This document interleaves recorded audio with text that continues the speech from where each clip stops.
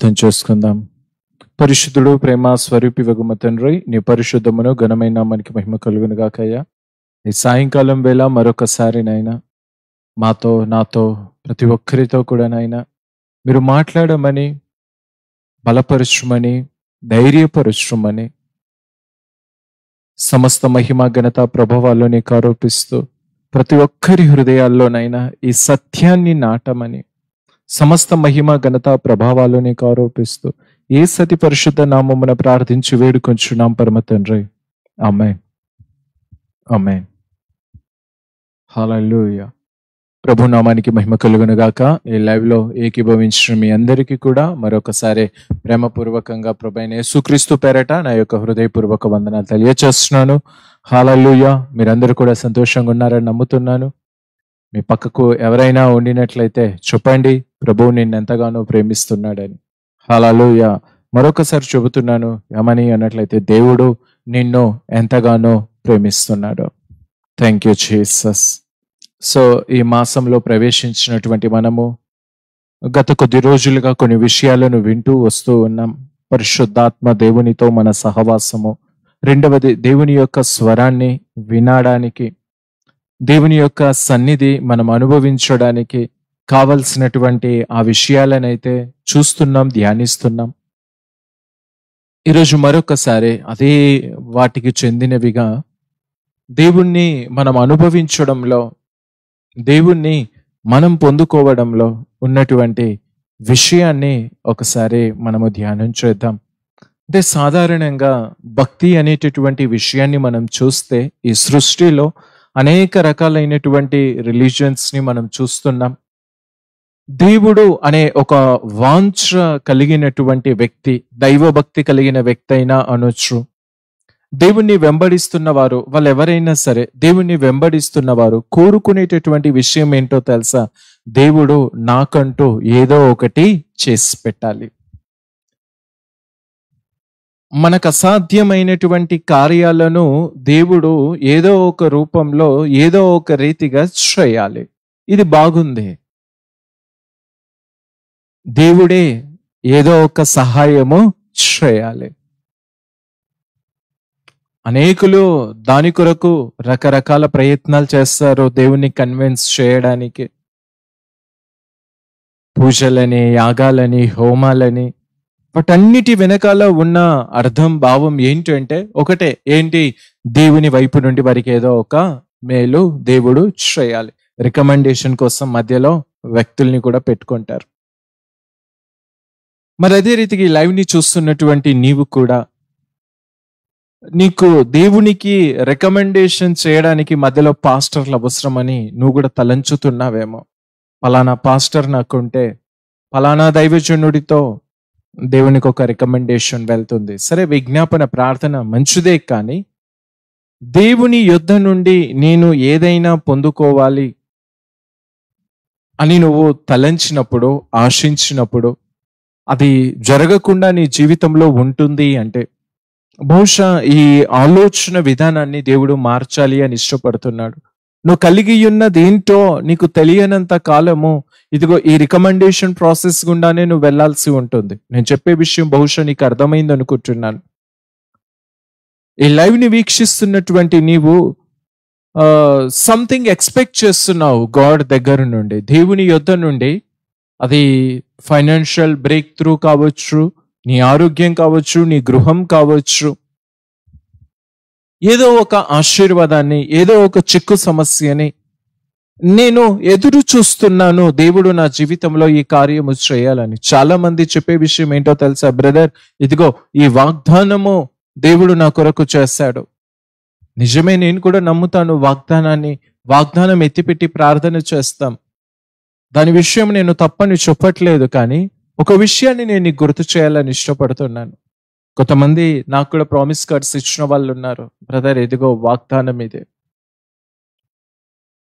మంచిదే, సంతోషమే. అయితే ఈరోజు దాంతోనే మనం మిగిలిపోకుండా, మనం కలిగి ఉన్నది, మనం అనుభవించవలసినటువంటి విషయాన్ని ఇంకాస్త లోతుగా పరిశుద్ధాత్మ దేవుడు గడిచిన ఈ వారంలో నాకు తెలియచేసినటువంటి ఒక చిన్న తలంపు, ఒక విషయాన్ని నీతో పంచుకోవాలి నేను ఇష్టపడుతున్నాను. బైబిల్లో మనం చూసినట్లయితే ఒక కుటుంబం ఉంది. తన తమ్ముడు అనారోగ్యంతో బాధపడుతున్నాడు. ఆ కుటుంబానికి స్వస్థత కావాలి. ఎవరా కుటుంబం అంటే దేవుణ్ణి ఎంతగానో ప్రేమించే కుటుంబం, యేసయ్యను ప్రేమించిన కుటుంబం. ఈ విషయాలు నువ్వు చాలాసార్లు విని ఉన్నావు. ఏంటి? మార్తా మరియా యేసుకి ఎంతగానో వాళ్ళు ఉపచారం చేస్తారు. యేసయ్య చేస్తున్నటువంటి పరిచర్యకు వాళ్ళు ఎంతగానో సహకరించారు, భక్తి చేస్తున్నారు.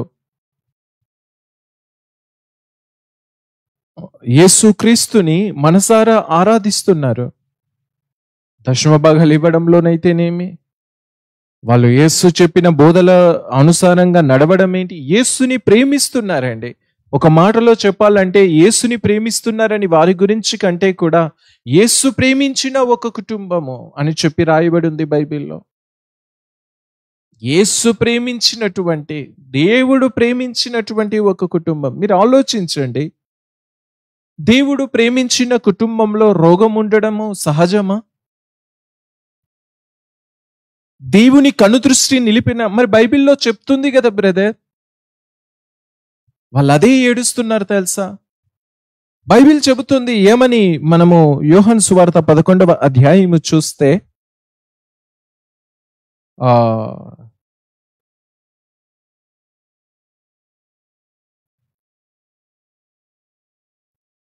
మార్తా నీవిక్కడ, అది కాదు, యోహాను సువార్త 11వ అధ్యాయము 3వ వచనం. Thank you lord, thank you holies. అతని అక్క చెల్లెండ్రు, ఈ విషయాన్ని మీరు జాగ్రత్తగా చూడండి. ప్రభువా, ఇదిగో నువ్వు ప్రేమించువాడు రోగి అయి ఉన్నాడని ఆయన యొద్దకు వర్తమానం పంపిరే. ఎంత చెడ్డ సమాచారం ఇచ్చారండి దేవునికి. ఈ మాట చదువుతున్నప్పుడు ఈ వారంలో చాలా బాధ అనిపించింది. బహుశా నేను ఇలాగే అనుకున్నాను, కానీ ప్రభు నా మైండ్ రెన్యూ చేస్తున్న మేరకు నాకు అర్థమైంది ఎంత నెగిటివిటీ దేవుడి పైన దుష్టుడు కట్టిన దుర్గాన్ని ప్రభు కూల్చివేశాడో అనే విషయం అర్థమైందండి. వాళ్ళు ఒకవైపు దేవుణ్ణి ప్రేమిస్తూ దేవునికి స్టేట్మెంట్ ఇవ్వడం ఏమైనా బాగుందా?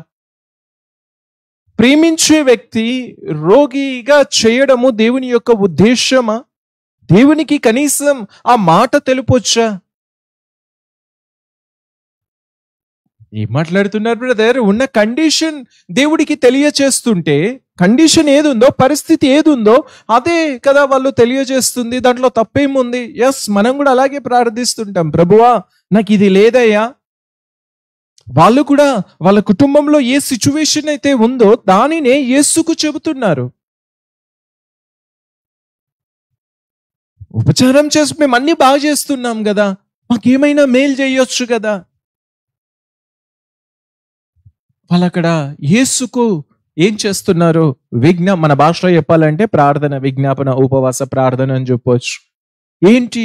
అడుగుతున్నారండి దేవుణ్ణి, అడుగుతున్నారు. Seeking the Lord. ఏమని అడుగుతున్నారు? ప్రేమించేవాడు రోగి అయినాడయ్యా, do something Lord, please do something. ఈ లైవ్ ని చూస్తున్న నీవు కూడా నీ జీవితం కొరకు, నీ పిల్లల భవిష్యత్తు కొరకు, నీ హస్బెండ్ కొరకు, నీ బిజినెస్ కొరకు, నీ ఉద్యోగం కొరకు, నీ భవిష్యత్తు కోసం అడుగుతున్నావేమో దేవుణ్ణి. ఏమని? Lord do something, Lord please do something. కేకలు వేస్తున్నావేమో, దేవా నువ్వేదైనా చేయి నా జీవితం కొరకు, నా వివాహం కొరకు, నా భవిష్యత్తు కొరకు, నా సేవ కొరకు, ఏదైనా చేయి ప్రభా, నువ్వేదైనా చేయి ప్రభువా అంటున్నావేమో. వాళ్ళు అదే అంటున్నారు. కానీ ఈ స్టేట్మెంట్ చూసినప్పుడు చాలా బాధ అనిపించింది. కారణం ఏంటి? కిందున్న వచనాన్ని చూద్దాం. అదే యోహాను సువార్త 11:21వ వచనం. మార్తా యేసుతో, ప్రభువా నీవిక్కడ ఉండిన ఎడల నా సహోదరుడు చావకుండును. 22. ఇప్పుడైనను నువ్వు దేవుణ్ణి ఏమడిగినను దేవుడు నీకు అనుగ్రహించునని ఎరుగుదు అనెను. హల్లెలూయా. 23. యేసు నీ సహోదరుడు మరలా లేచునని ఆమెతో చెప్పగా. ఈ 3 విషయాలని ఒకసారి చూద్దామా? చాలా ఆశ్చర్యం అనిపించింది ఈ 3 విషయాలు నేను చదువుతున్నప్పుడు. ఏంటంటే యేసు చెబుతున్నాడు, వాళ్ళు గాబర అయిపోయారు. ఏంటి, లాజర్ చావడానికి రోగి అయినాడని, చచ్చిపోతున్నాడని, పరిస్థితి దిగజారిపోతుంది, శక్తి లేదు.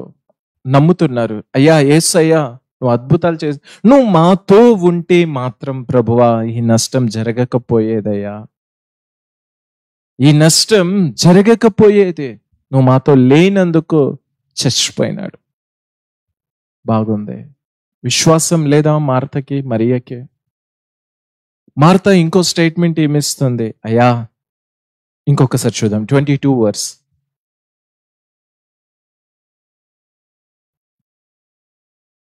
ఇప్పుడైనను నువ్వు దేవుణ్ణి ఏమడిగినను దేవుడు నీకు అనుగ్రహించునని ఎరుగుదు అనేను.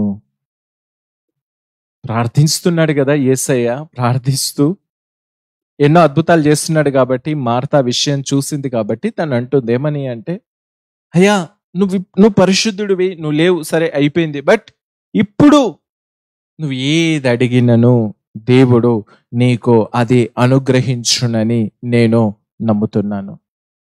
ఎవరికి అనుగ్రహిస్తాడంట? యేసుకు అనుగ్రహిస్తాడంట. అప్పుడు యేసయ్య ఏం చెప్పాడు? 23,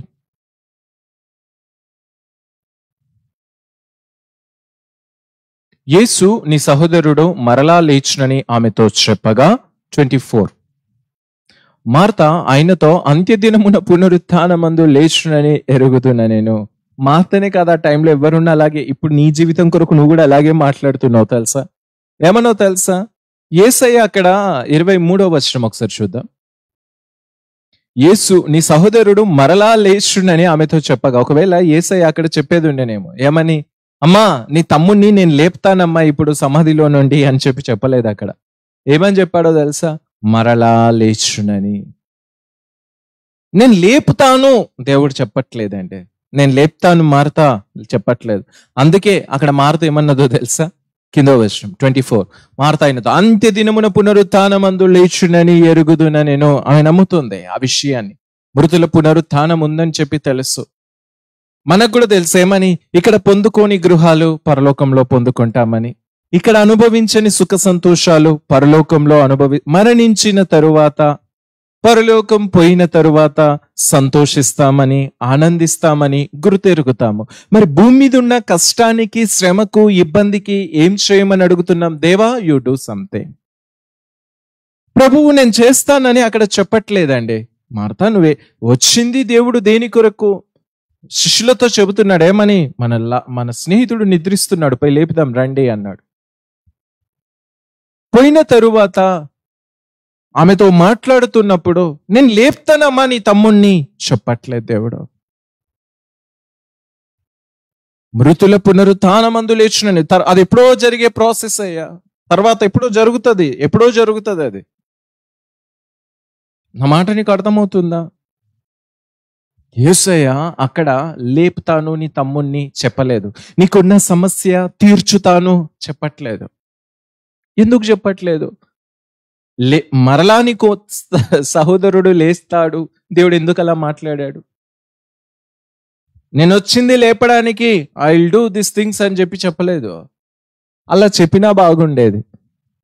మనం కూడా ప్రార్థన చేస్తూనే ఉంటాం కదా, ఎందుకో చేయి ప్రభా, చేయి ప్రభా, చేయి ప్రభా. ఇప్పటి వరకు నువ్వు చేసిన ప్రార్థనలకు ఏమైనా జవాబు వచ్చిందా? నేను చేస్తాను అని, నేను చేస్తాను, నేను ఈ కార్యం చేస్తాను, నేను ఇలా చేస్తాను, ఇలా పెడతాను, దేవుడు ఏమైనా క్లారిటీగా నీకు చెబుతున్నాడా? నో.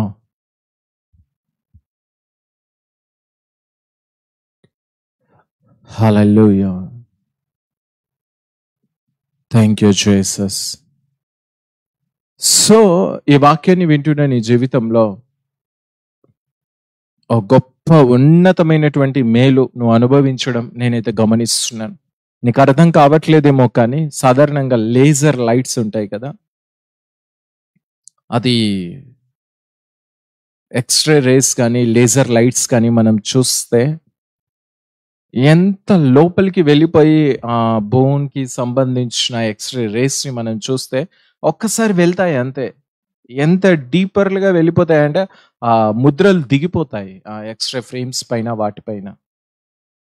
అట్లా ఆయన శక్తి కూడా నీ అవిశ్వాసపు దుర్గాలను కూల్చడానికి ఈ ప్రత్యక్షతను ప్రభువు ఆ రీతిగా నీ జీవితం కొరకు దీన్ని వాడుతున్నాడు.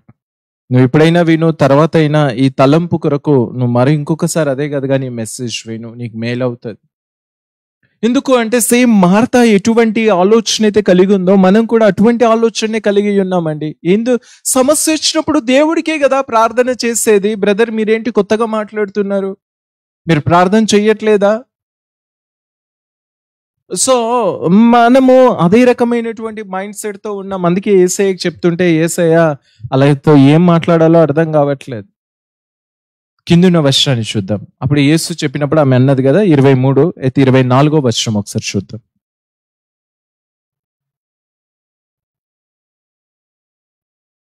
25 సార్. అందుకు యేసు పునరుత్థానమును జీవమును నేనే, నా యందు విశ్వాసం ఉంచువాడు చనిపోయినను బ్రతుకును. అసలు నాకు ఇన్ని రోజులు మార్త విషయం ఏమో అనిపించింది, కానీ అసలు దేవుడు మాట్లాడుతున్న మాటని అండర్స్టాండింగ్ చేసుకునేటటువంటి హృదయం మార్తకు లేకుండా అయిపోయిందండి.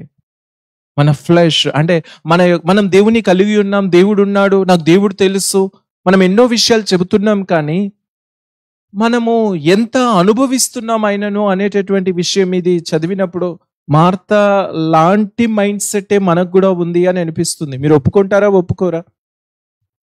యేసు చెబుతున్నాడు ఏమని, చనిపోయిన వాడు తిరిగి లేచును, పునరుత్థానమందు లేస్తాడు ప్రభువా. అయితే ఇప్పుడు ఇక్కడ యేసు ఏమంటుండో, పునరుత్థానమును జీవమును నేనే. ఆ మాట చాలా ఆశ్చర్యంగా ఉంది. బ్రదర్ దాంట్లో ఏముంది, మీరు పదే పదే అదే మాట గురించి చెబుతున్నారు? మరొకసారి స్క్రీన్ పైన కనబడుతుంది చూడండి. అందుకు యేసు పునరుత్థానమును జీవమును నేనే, నా యందు విశ్వాసముంచువాడు చనిపోయినను బ్రతుకును.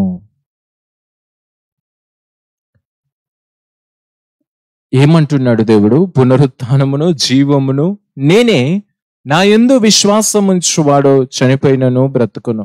అసలు యేసయ్య మాటలు ధ్యానిస్తుంటే నాకు ఇప్పుడు అనిపించేదండి, దేవుణ్ణి నమ్మిన మొదట్లో నేను బైబిల్ చదువుతున్నప్పుడు నాకు అర్థమైన విషయాలు ఒకటి. నా స్నేహితులు కూడా బైబిల్లో ఏముంది తెలుసుకుందామని చెప్పి వాళ్ళు కూడా బైబిల్ చదివారంట. గత 10-12 సంవత్సరాలుగా నేను బైబిల్ చదువుతుంటే గడిచిన వారంలో దేవుడు తెలియచేసిన ఈ విషయాలు ఊహకు, అరే దేవుడు ప్రత్యక్షత ఇస్తే, పరిశుద్ధాత్మ దేవుడు ఈ విషయాన్ని బయలుపరిస్తే తప్ప యేసయ్య అక్కడ పలుకుతున్న మాట అర్థం కాలేదు. చాలా మంది బైబిల్ పట్టుకుని డిబిట్లని వాదనలని, ఆ దేవుని నమ్మిన కొత్తలో స్నేహితులు అన్యులు ఉండేవారు. వారిని దేవుడి తట్టు ఎలాగైనా దేవుని సత్యం నాకు తెలపబడిన ఈ సత్యం వారికి తెలియాలని వారితో మాట్లాడుతున్నప్పుడు బైబిల్ గురించి ఎన్ని వక్రీకరణ మాటలో. అప్పుడు వాళ్ళు మాట్లాడుతున్న అంటే బైబిల్ ఇలా ఉంది కదా, ఇలా ఉంది కదా, ఇలా ఉంది కదా, వాళ్ళ ముందు మౌనంగా ఉండేది. కానీ ఇలా కాదు, ఇలా ఈ వాక్యము చెప్పిన వారికి అర్థం కాకపోయేది. ఎందుకు? పరిశుద్ధాత్మ దేవుని యొక్క సహవాసం వారికి లేదు. ఈరోజు దేవుడి మాటలు నీకు అర్థమవుతున్నాయి అంటే నువ్వెంత ధన్యత కలిగినటువంటి వ్యక్తివో నువ్వు ఒకసారి ఆలోచించే. ఈ లోకంలో ఉన్న వారికి ఆ భాగ్యము లేదండి. ఈరోజు నీకు దేవుడి మాటలు అర్థమవుతున్నాయి అంటే, దేవుని యొక్క ఆ విషయాలు నీకు తెలుపబడుతున్నాయి అంటే, నేను చెబుతున్నాను ఏమనో తెలుసా, అనేకులు నేను వేస్ట్ ఫెలో అంటున్నారేమో, నువ్వు దేనికి పనికిరావు అంటున్నారేమో, నీ ద్వారా ప్రయోజనము లేదంటున్నారేమో, పదే పదే పదే ఇదే మాట నువ్వు వింటున్నావేమో. ఏమని? నువ్వు ఒక వేస్ట్, నువ్వు దేనికి పనికిరావు, నీతో అవసరమే లేదు, నువ్వు ఒక యూజ్లెస్ పర్సన్వి. పదే పదే నీ చెవులకు ఆ మాటలు వినబడుతున్నాయేమో. గుర్తు పెట్టుకో, దేవుని మాట నీకు అర్థమవుతుందంటే హల్లెలూయా, ఈ లోకానికి నువ్వు ఎంతగానో యూజ్ అయ్యేటటువంటి వ్యక్తి. నీ ద్వారానే ఈ సర్వ ప్రపంచానికి, యావత్ మానవాళికి మేలయ్యేటటువంటి ఒక గొప్ప శక్తి నీ జీవితం ద్వారా వెలువడుతుంది. లైవ్ని వీక్షిస్తున్నటువంటి నువ్వు అనుకుంటున్నావేమో, లార్డ్ ఐ యామ్ బెస్ట్, రియల్గా నేను అన్ని విషయాలుగా ఫెయిల్ అయిపోయాను ప్రభువా, ఫైనాన్షియల్గా ఫెయిల్ అయిపోయాను, మినిస్ట్రీ పరంగా, మరి ఏ దాని పరంగా నేను చూసినా బహుశా నేను ఫెయిల్ నువ్వు అనుకుంటున్నావేమో, కానీ దేవుని మాట నీకు అర్థమవుతుంది చూడు. అదిగో అదే నేను ఒక గొప్ప సక్సెస్కి, ఒక గొప్ప ఉన్నతమైనటువంటి విజయానికి నిన్ను తీసుకొని వెళ్తుందండి. అందులో ఎటువంటి సందేహం లేదు. ఎందుకంటే నాతో వాదించినటువంటి ఆ వ్యక్తి, బైబిల్ గురించి నాతో వాదించినటువంటి ఆ వ్యక్తి ఒక రాత్రి చాలా వాదించాడు. అయ్యో, ఆ వ్యక్తి అడిగే ప్రశ్నలకి నేను జవాబు చెప్పలేకపోయాను. నువ్వు తప్పుడుగా నమ్ముతున్నావు ఈ వాక్యాన్ని. ఎందుకో ఆ వ్యక్తి మంచి హయ్యర్ స్టడీస్ కలిగినటువంటి వ్యక్తి అండి, నాకంటే ఉన్నతమైనటువంటి చదువుతున్నటువంటి వ్యక్తి. మౌనంగా ఉండిపోయాను ఒక రాత్రి. తరువాత కొద్ది రోజులకే ఆ వ్యక్తి ఏమైందో తెలుసా? మంచి గవర్నమెంట్ ఎంప్లాయీగా తను స్థిరపరచబడ్డాడు. కొద్ది రోజుల్లోనే తన వివాహం జరిగింది. అనిపించింది బైబిల్ అర్థం కాలేదేమో. బైబిల్ అర్థమైనటువంటి నా జీవితంతో ఆ వ్యక్తి యొక్క జీవితాన్ని చూస్తే, పోల్చి చూస్తే, చాలాసార్లు అట్లా చూసినప్పుడు నాకు అనిపించింది, అయ్యో ఎంత తెలివి తక్కువ పని నేను చేశాను అని. అలా చూసినప్పుడు ఆ వ్యక్తి యొక్క ఉన్నతమైనటువంటి ఆ స్థితిగతుల్లోనికి తను చేరిపోయే ఆ విషయాన్ని చూస్తున్నప్పుడు, అయ్యో ఎంత బాగున్నారు వీళ్ళు. కానీ కొన్ని రోజుల క్రితం తెలుపబడిన విషయం ఏంటి? తను చేసుకున్నటువంటి వివాహాన్ని బట్టి తనకెంతో తెలివి ఉందన్నాడు కదా. ఏంటి? బైబిల్లో నుండి చెప్పిన సత్యాన్ని పరిశుద్ధాత్మ దేవుడు తెలియచేసి ఇచ్చిన ఆ విశ్వాసపు వాక్యాన్ని ఆ వ్యక్తి ఆ రోజు తృణీకరించవచ్చు. ఆ వ్యక్తి ఆ రోజు తెలుపబడిన విషయాన్ని కొట్టిపడేయచ్చు. ఆ వ్యక్తి దగ్గర ఉన్న తెలివితోనో, డబ్బుతోనో, పలుకుబడితోనో, ఆయన జీవితంలో ఉన్నటువంటి స్థిరత్వంతోనో, ఈ లోకంలో ఉన్నటువంటి శక్తితో ఈ వాక్యాన్ని అవసరము లేదన్నట్టుగా పక్కకు పెడితే, నాకు అర్థమైందే కరెక్ట్ అనుకొని దేవుణ్ణి అంగీకరించకుండా ఆ వ్యక్తి జీవిస్తున్నప్పుడు తన జీవితమే బాగుందేమో అన్న థాట్ మనసులోనికి వచ్చింది. కానీ ఈరోజు ఆ వ్యక్తి యొక్క జీవితాన్ని చూస్తే అన్ని రకాలుగా ఓడిపోయి, ఫ్యామిలీ బ్రేకప్ అయిపోయి, కూలిపోయి, ఎంతో బాధతో, వేదనతో ఆ వ్యక్తి జీవిస్తున్న విషయాన్ని చూస్తున్నప్పుడు ఈరోజు నాకు అర్థమైన ఏమైపోయింది ఈ వ్యక్తి యొక్క జ్ఞానము, తెలివి. సత్య గ్రంథాన్ని, తెలుపబడిన ప్రత్యక్షతను కాదని చెప్పి పక్కకు పెట్టిన వ్యక్తి, కానీ తన జీవితంలో సాధిస్తున్న సక్సెస్ ని చూసినప్పుడు అయ్యో అదంతా వేస్ట్ అయిపోయింది. తన జీవితం కొరకు ఏం మిగలలేదు. తన నోటితో చెబుతున్న విషయం, నీ జీవితం బాగుంది. సో ఈరోజు నేను ఏమంటున్నానంటే, నా జీవితంలో అండి నేను చెబుతున్నాను, దేవుని మాట తప్ప, దేవుని వాక్కు తప్ప నా జీవితంలో మరి ఇంకొకటి ఏది లేదండి. నా చదువు కాదు, నాకు నా వెనకాల ఏమీ లేదు. నా వెనకాల, నా ముందు, నా పక్కకి ఎటువైపు చూసినా దావీదు అంటాడు కదా, నువ్వు నన్ను కప్పుకొని ఉన్నావని, ఆయన్నే తప్ప ఇంకొకటి అయితే లేదు. అందును బట్టి నేను దేవుడిని ఎంతగానో హర్షిస్తున్నాను. సో ఈరోజు ఆ టాపిక్ గురించి అయితే నేను దాని గురించి డెప్త్గా నేను వెళ్ళట్లేదు. కానీ అంటే నేను ఏమంటున్నానంటే, బహుశా నీ విషయంలో కూడా తీర్పు తీర్చే వాళ్ళు, నువ్వెందుకు పనికిరావు, వేస్ట్, నువ్వు అసలు ఏం చెయ్యట్లేదు, ఎంజాయ్ చేయట్లేదు, నువ్వు ఇలా జీవిస్తున్నావు, అలా జీవిస్తున్నావు, ఇదేదో భక్తి కలిగిన జీవితం నీకు ఏ మేలు తీసుకొచ్చి పెడుతుంది. ఎప్పుడు చూసిన కొన్నిసార్లు బైబిల్ చదువుతున్నప్పుడు ఏం అర్థం కాకపోయేదండి. బైబిల్ అలా చదువుతూ ఉన్నప్పుడు స్నేహితులు వచ్చి చూసినప్పుడు అనేవారు, ఏమని అంటే, పిచ్చోడివి అవుతావా, అది ఏం చదువుతున్నావా, బైబిల్ ఏం అర్థమవుతుంది నీకు, మేము చెప్పినాం కదా దాంట్లో ఏం లేదు, నువ్వెందుకు దాన్ని పడుతున్నావు. కొన్నిసార్లు బైబిల్ అర్థం కానప్పుడు వాళ్ళు చెప్పిన మాట నిజమేమో అనిపించేది. అరే ఎందుకు చదువుతున్నా, అసలు ఏముంది దీంట్లో, దీంతో నాకేం పనికి వస్తుంది బైబిల్ అనిపించేది కొన్నిసార్లు. కానీ విశ్వాసం వీడక, పరిశుద్ధాత్మ దేవుడు నా తోడయ్యుండి నా చేయి విడవక నడిపిస్తూ ఈ వాక్యాన్ని ఈరోజు ధ్యానిస్తున్నప్పుడు, అయ్యో వాళ్ళు చెప్పిన మాటను అర్థం కాలేదని చెప్పో, ఇష్టం లేదని చెప్పో, ఈ బైబిల్ చదవడం కాస్త నేను పక్కకు పెట్టి ఉంటే ఈరోజు ఇంత గొప్ప సత్యమైన మర్మమైన బయలుపరచ అంటే అనుభవించవచ్చు అండి.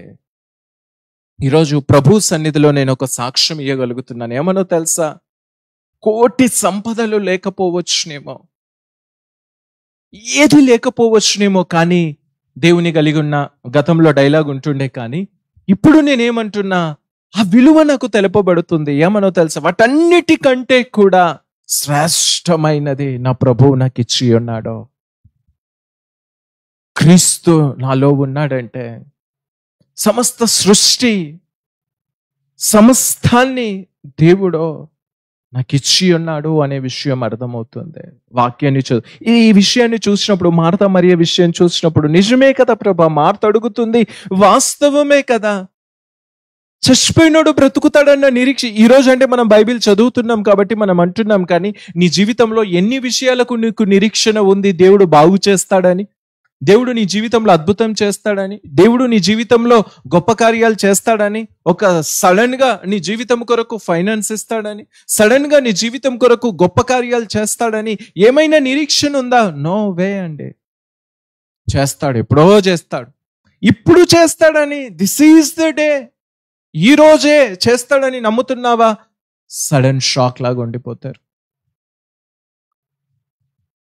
ఈ రోజే, ఇప్పుడే అంటే నో, నమ్మట్లేదండి. అలా ఎందుకు? మార్త కూడా అలాగే ఉంది తెలుసా?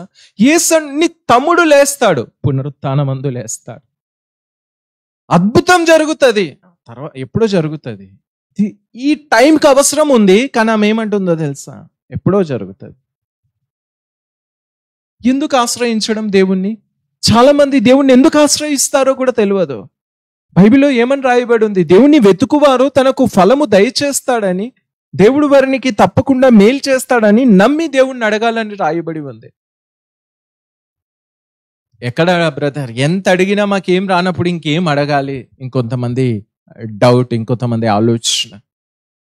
అయితే ఈరోజు పరిశుద్ధాత్మ దేవుడు నీకు ఒక విషయాన్ని తెలపాలి ఇష్టపడుతున్నాడు. ఏంటో తెలుసా? నీకు బహుమానాన్ని కాదండి. చాలా మంది దేవుని కృప నాకు ఇవ్వబడిందండి, దేవుని కృప, దేవుని కృప అండి. వాళ్ళ జీవితంలో ఏదైనా సాధిస్తే దేవుడి కృప అండి. దేవుడు వేరు, ఆయన కృప వేరా? వీళ్ళ జీవితంలో ఏదైనా సాధిస్తే వాళ్ళు చెప్పే విషయం ఏంటంటే దేవుని కృప అండి. ఇది చాలా సంతోషిస్తారు. దేవుని కృప నా మీద ఉందండి, దేవుడి కృప ద్వారా కారు కొనుక్కున్నామండి, దేవుడి కృప ద్వారా ఇల్లు కొనుక్కున్నామండి, దేవుడి కృప ద్వారా ఈ ఆశీర్వాదాలు మాకు ఇచ్చాడండి. నువ్వు ఆలోచించు, దేవుడు వేరు, ఆయన కృప వేరా? దేవుడిచ్చే విషయాలు వేరా? నో. దేవుడిచ్చిన కృప రెండు కూడా ఒక్కటేనండి, రెండు కూడా ఒక్కటే. దేవుడు తండ్రి కుమారుడు ఏకమై ఉన్నారు కదా. తండ్రి కుమారుణ్ణి ఇచ్చాడు నీకు. కుమారుణ్ణి ఇచ్చాడంటే, నేను ఎందుకు స్టార్టింగ్ లో నీకు మార్త స్టేట్మెంట్ పంపించింది కదా, రోగి అయి ఉన్నాడు అనే విషయం. నీకు కూడా ఇప్పుడు బాధ అవుతుంది ఆ విషయం చెప్పినప్పుడు. తన కుమారుణ్ణి దేవుడు ఇచ్చి ఉన్నాడండి. జీవము ఆయనలో ఉంది. పరలోకంలో రోగానికి చోటు ఉందా? లేదు. మరి అటువంటప్పుడు యేసుని ఆ కుటుంబానికి దేవుడు ఎలా ఇచ్చాడో తెలుసా? ఏదో ఒక అద్భుతం చేసేదిగా కాదు. జీవము, మరణమే లేదు ఆయనలో. మరణానికి చోటు లేని ఒక గొప్ప విషయాన్ని ప్రభు వారికి ఇస్తే వాళ్ళు ఏమని స్టేట్మెంట్ చేస్తున్నారు? నాయనా, ఇక వీడు రోగి అయి ఉన్నాడు. దేవుడు చెబుతుంది ఒకటి, దేవుడు ఇచ్చింది ఒకటి, వీళ్ళు దేవుడికి చెబుతుంది మరొకటి. అంటే అక్కడ ఏం జరుగుతుంది? వాళ్ళకు అనుగ్రహించబడినటువంటి యేసు ఏమై ఉన్నాడో వారికి తెలియట్లేదండి. ఏదో దేవుడు చెయ్యాలి, ఏదో దేవుడు కార్యం చేయాలి, ఏదో అద్భుతం చేయాలి. ఈ రోజు ఈ లైవ్ ని వీక్షిస్తున్న నీవు కూడా మార్త లాంటి మైండ్ సెట్ మన జీవితంలో కూడా ఏంటో తెలుసా? God will do something. దేవుడే ఏదైనా అద్భుతం చేయాలి. ప్రభు నువ్వు ఏదైనా చేయి, ఏదైనా చేయి, ఏదైనా చేయి. అక్కడ యేసు ఏమంటున్నాడు? లాజరుని పునరుత్థానము నొందిస్తాను చెప్పట్లేదండి దేవుడు. నేను పునరుత్థానం అందిస్తాను లాజరుని, నో, ఆ మాట చెప్పట్లే. ఆ మాట చెప్తే కొంచెం మార్తకి సంతోషం అవుతుండే. అమ్మాయ్యా, యేసయ్య పునరుత్థానం అందిస్తా అంటుండ, అమ్మయ్యా, దేవుడికి కోట్ల కోట్ల వందనాలు. దేవుడు చేస్తా అని చెప్పిండు, దేవుడికి వందనాలు. ఈరోజు ఈ లైవ్ ని వీక్షిస్తున్న మీలో కూడా చాలా మంది దేవుడు చెప్పాలి, దేవుడు చెప్పాలి, దేవుడు చెప్పాలి. దేవుడు ఏం మాట్లాడట్లేదు నాతో, దేవుడు నాతో ఏం చెప్పట్లేదు, ఏ అద్భుతము చూపించట్లేదు, ఏ కార్యము నాకు చూపించట్లేదు. నువ్వు అనుకుంటున్నావేమో. మార్త యొక్క సిచ్యువేషన్ కూడా అలాగే ఉంది కదా. ఏమంటుంది? నువ్వు ఇక్కడ ఉంటే చావకుంటుండేయ్యా నా తమ్ముడు. నేను ఎదుర్కొంటున్న బాధ, నేను ఎదుర్కొంటున్న దుఃఖం, నేను ఎదుర్కొంటున్న వేదన, అయ్యో నా దేవుడు ఎప్పుడు తీరుస్తాడో, నా దేవుడు ఎప్పుడు తీరుస్తాడో. కొంతమంది షార్ట్స్, ఆ మెసేజెస్ ఇన్స్టాగ్రామ్లో, ఫేస్బుక్లో, నేను తప్పని చెప్పట్లే, కొన్ని ఫేస్బుక్లో కొంతమంది పోస్ట్ చేస్తున్నారు ఏమని, నా సహోదరుడా, సహోదరి, నా కుమారుడా, నీ కష్ట దుఃఖములో నుండి, నీ వేదనలో నుండి దేవుడు నిన్ను లేవనెత్తబోతున్నాడు, దేవుడు విడిపించబోతున్నాడు, దేవుడు నీ జీవితం కొరకు అద్భుతం చేయబోతున్నాడు. వావ్, దేవుడు నాతో మాట్లాడాడు. బాగుందండి, నేను తప్పు పట్టట్లేదు ఆ విషయం. సరే, దేవుడు ఎవరిని ఏ రీతిగా వాడుతున్నాడో తెలియదు, కానీ అయితే ఈ విషయాన్ని నేను చూసినప్పుడు నాకు అనిపించింది ఏమని, విడిపించబోతున్నాడు దేవుడు. ఇంకెంతకాలం అండి? అసలైన టాపిక్ మీకు ఇంకా నేను చెప్పలేదు కదా. అంటే అక్కడ యేసు ఏమంటున్నాడో తెలుసా? ఐ యామ్ ద రిజరక్షన్, అంటే నేనే పునరుత్థానమును, నేనే జీవం. అంటే వారికి పునరుత్థానముగా దేవుడు ఇవ్వబడ్డాడు. ఆ కుటుంబానికి, లాజర్ వాళ్ళ కుటుంబానికి, మార్తా, మరియా, లాజర్ వాళ్ళు యేసుని చేర్చుకున్నారు కదా వారి కుటుంబంలోనికి. అంటే దేనిని చేర్చుకున్నారండి వాళ్ళు? జీవాన్ని చేర్చుకున్నారు వాళ్ళు. దేవుడు ఏమంటున్నాడు? నా యందు విశ్వాసం ఉంచువాడు చనిపోయినను తిరిగి లేచును. అంటే నాలో మరణానికి చోట్లేదమ్మా. అంటే ఆమె కూడా ఈ బైబిల్ విషయాలు బాగా తెలుసు కాబట్టి, ఎప్పుడో జరుగుతుంది ప్రభువా, అది మృతుల పునరుత్థానం ఉందని మా పితరులు చెబుతున్నారు, అది జరుగుతుంది. అంటే ఈ కాంటెక్స్ట్ ద్వారా దేవుడు నీతో కూడా ఏం మాట్లాడాలి అనుకుంటున్నాడంటే, నువ్వు కూడా అనుకుంటున్నావేమో ఏమని, చేస్తాడు దేవుడు, ఎప్పుడో చేస్తాడు, ఇంకో ఇయర్లో చేస్తాడేమో, దేవుని సమయంలో చేస్తాడు, దేవుని సమయంలో, దేవుని చిత్తంలో, దేవుడికి ఇష్టమైనప్పుడు చేస్తాడు. సరే, కొంతమంది అయితే చేస్తాడు అని నమ్ముతున్నారు, ఇంకా బాగుంది అది. దేవుడు చేస్తాడు అని నమ్మే జాబితా కాస్త బెటర్ జాబితానే. కానీ ఇక్కడ దేవుడు చెబుతుంది ఏంటో తెలుసా? చేస్తాడు కాదమ్మా, ఆ చేసే శక్తిని నీకు ఇచ్చి ఉన్నాడు. అంటే లాజరు దేవుడిని ఎంతగానో, యేసుని ఎంతగానో ప్రేమిస్తున్నాడు కదా లాజరు. అయితే లాజరుకి యేసు ప్రభు ఎలా ఇవ్వబడ్డాడో తెలుసా? పునరుత్థానం అందించేదిగా కాదు, పునరుత్థానముగా ఇవ్వబడ్డాడు. అంటే పునరుత్థానముగా ఇవ్వబడ్డాడంటే అది ఖచ్చితంగా ఏమవుతుంది? రిఫ్లెక్ట్ అవుతుంది. అంటే ఏం మాట్లాడుతున్నారు బ్రదర్, అర్థం కావట్లేదు. నేను చెబుతాను, ఏమనో తెలుసా? ప్రెగ్నెంట్ అయినటువంటి లేడీ డెలివర్ అవుతుందా కాదా? అని చెప్పేస్తారు ఏమని? Yes brother, definitely she delivered. No, నేను చెప్తాను, నో, ఆమె డెలివర్ కాదు. మీకేం తెలుసు బ్రదర్? ఖచ్చితంగా డెలివర్ అవుతుంది. ప్రెగ్నెంట్ అయ్యిందంటే ఖచ్చితంగా డెలివర్ అవ్వాల్సిందే. అవునా? ప్రెగ్నెంట్ అయితే డెలివరీ కావాలని రూల్ ఎప్పుడైతుంది? సంవత్సరానికి అవుతుందా, 10 సంవత్సరాలకు అవుతుందా? బ్రదర్, ఒక్కొక్క దానికి ఒక్కొక్క టైం ఉంటుంది. మహా అంటే కానీ ఖచ్చితంగా బయటకు వచ్చి తీరుతుంది. నేను అడుగుతున్నాను, ఏమనో తెలుసా? డెలివరీ అయిన రోజు సంతోషిస్తారా? ప్రెగ్నెంట్ అయిన రోజు నుండి సంతోషిస్తారా?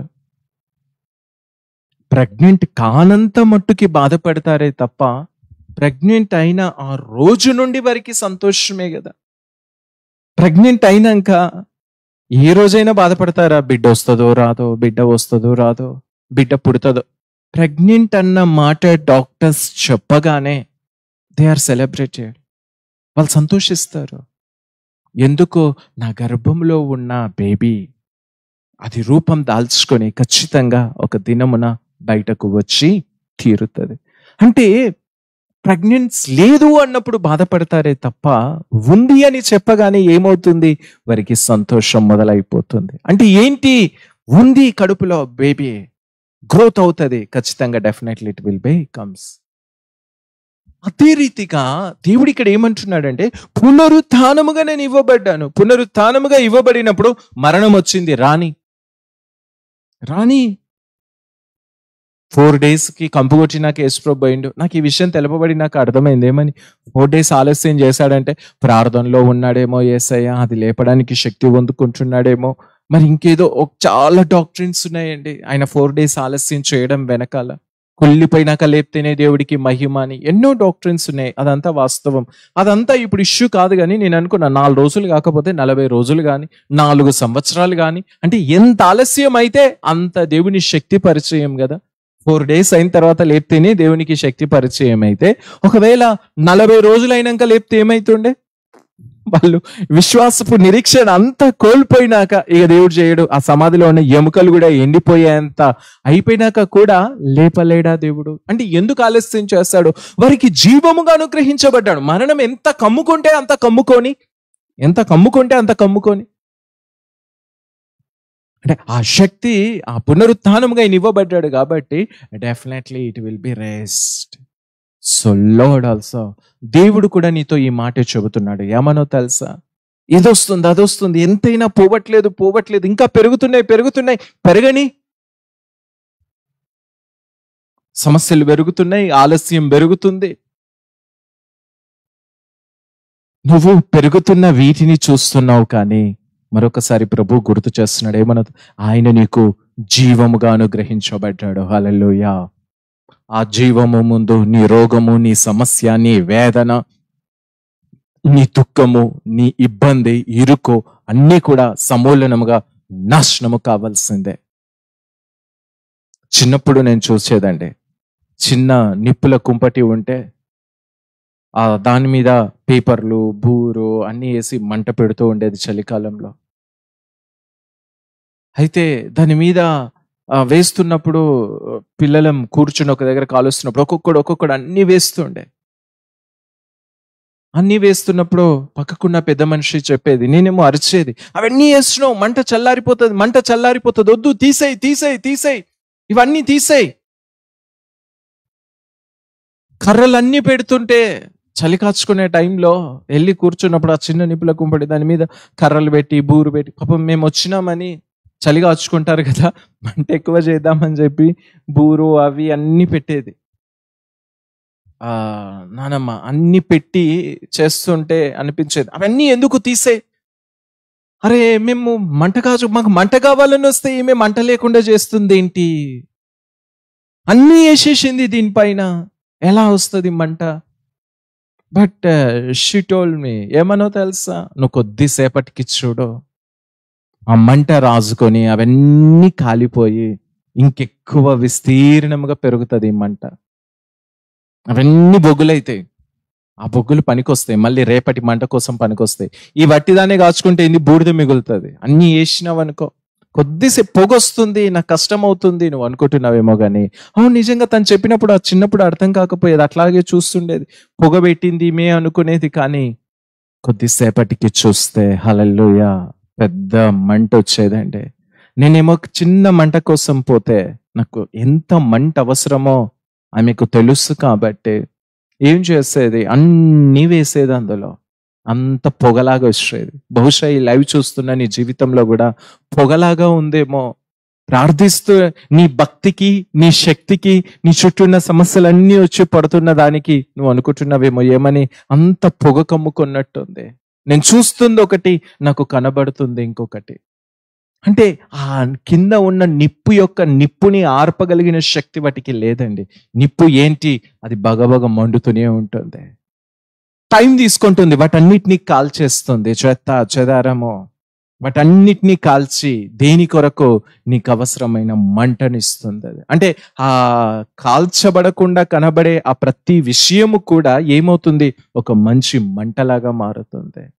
అట్లాగే నీ జీవితంలో ఉన్నటువంటి ప్రతి విషయము కూడా దేవుడు అద్భుతము చేయడానికి, అంటే దేవుని జీవం, అంటే నువ్వు యేసుని కలిగి ఉన్నావంటే అదంతా కూడా ఆయన శక్తిని ఇంకా బలముగా చూపించడానికి. చాలా మంది ఏంటి, మ్యారేజ్ లేట్ అవుతుంది, సెటిల్మెంట్ లేట్ అవుతుంది, అవమానం కదా, ఆలస్యం అయితే అవమానం కదా మీరు అనుకుంటున్నారు.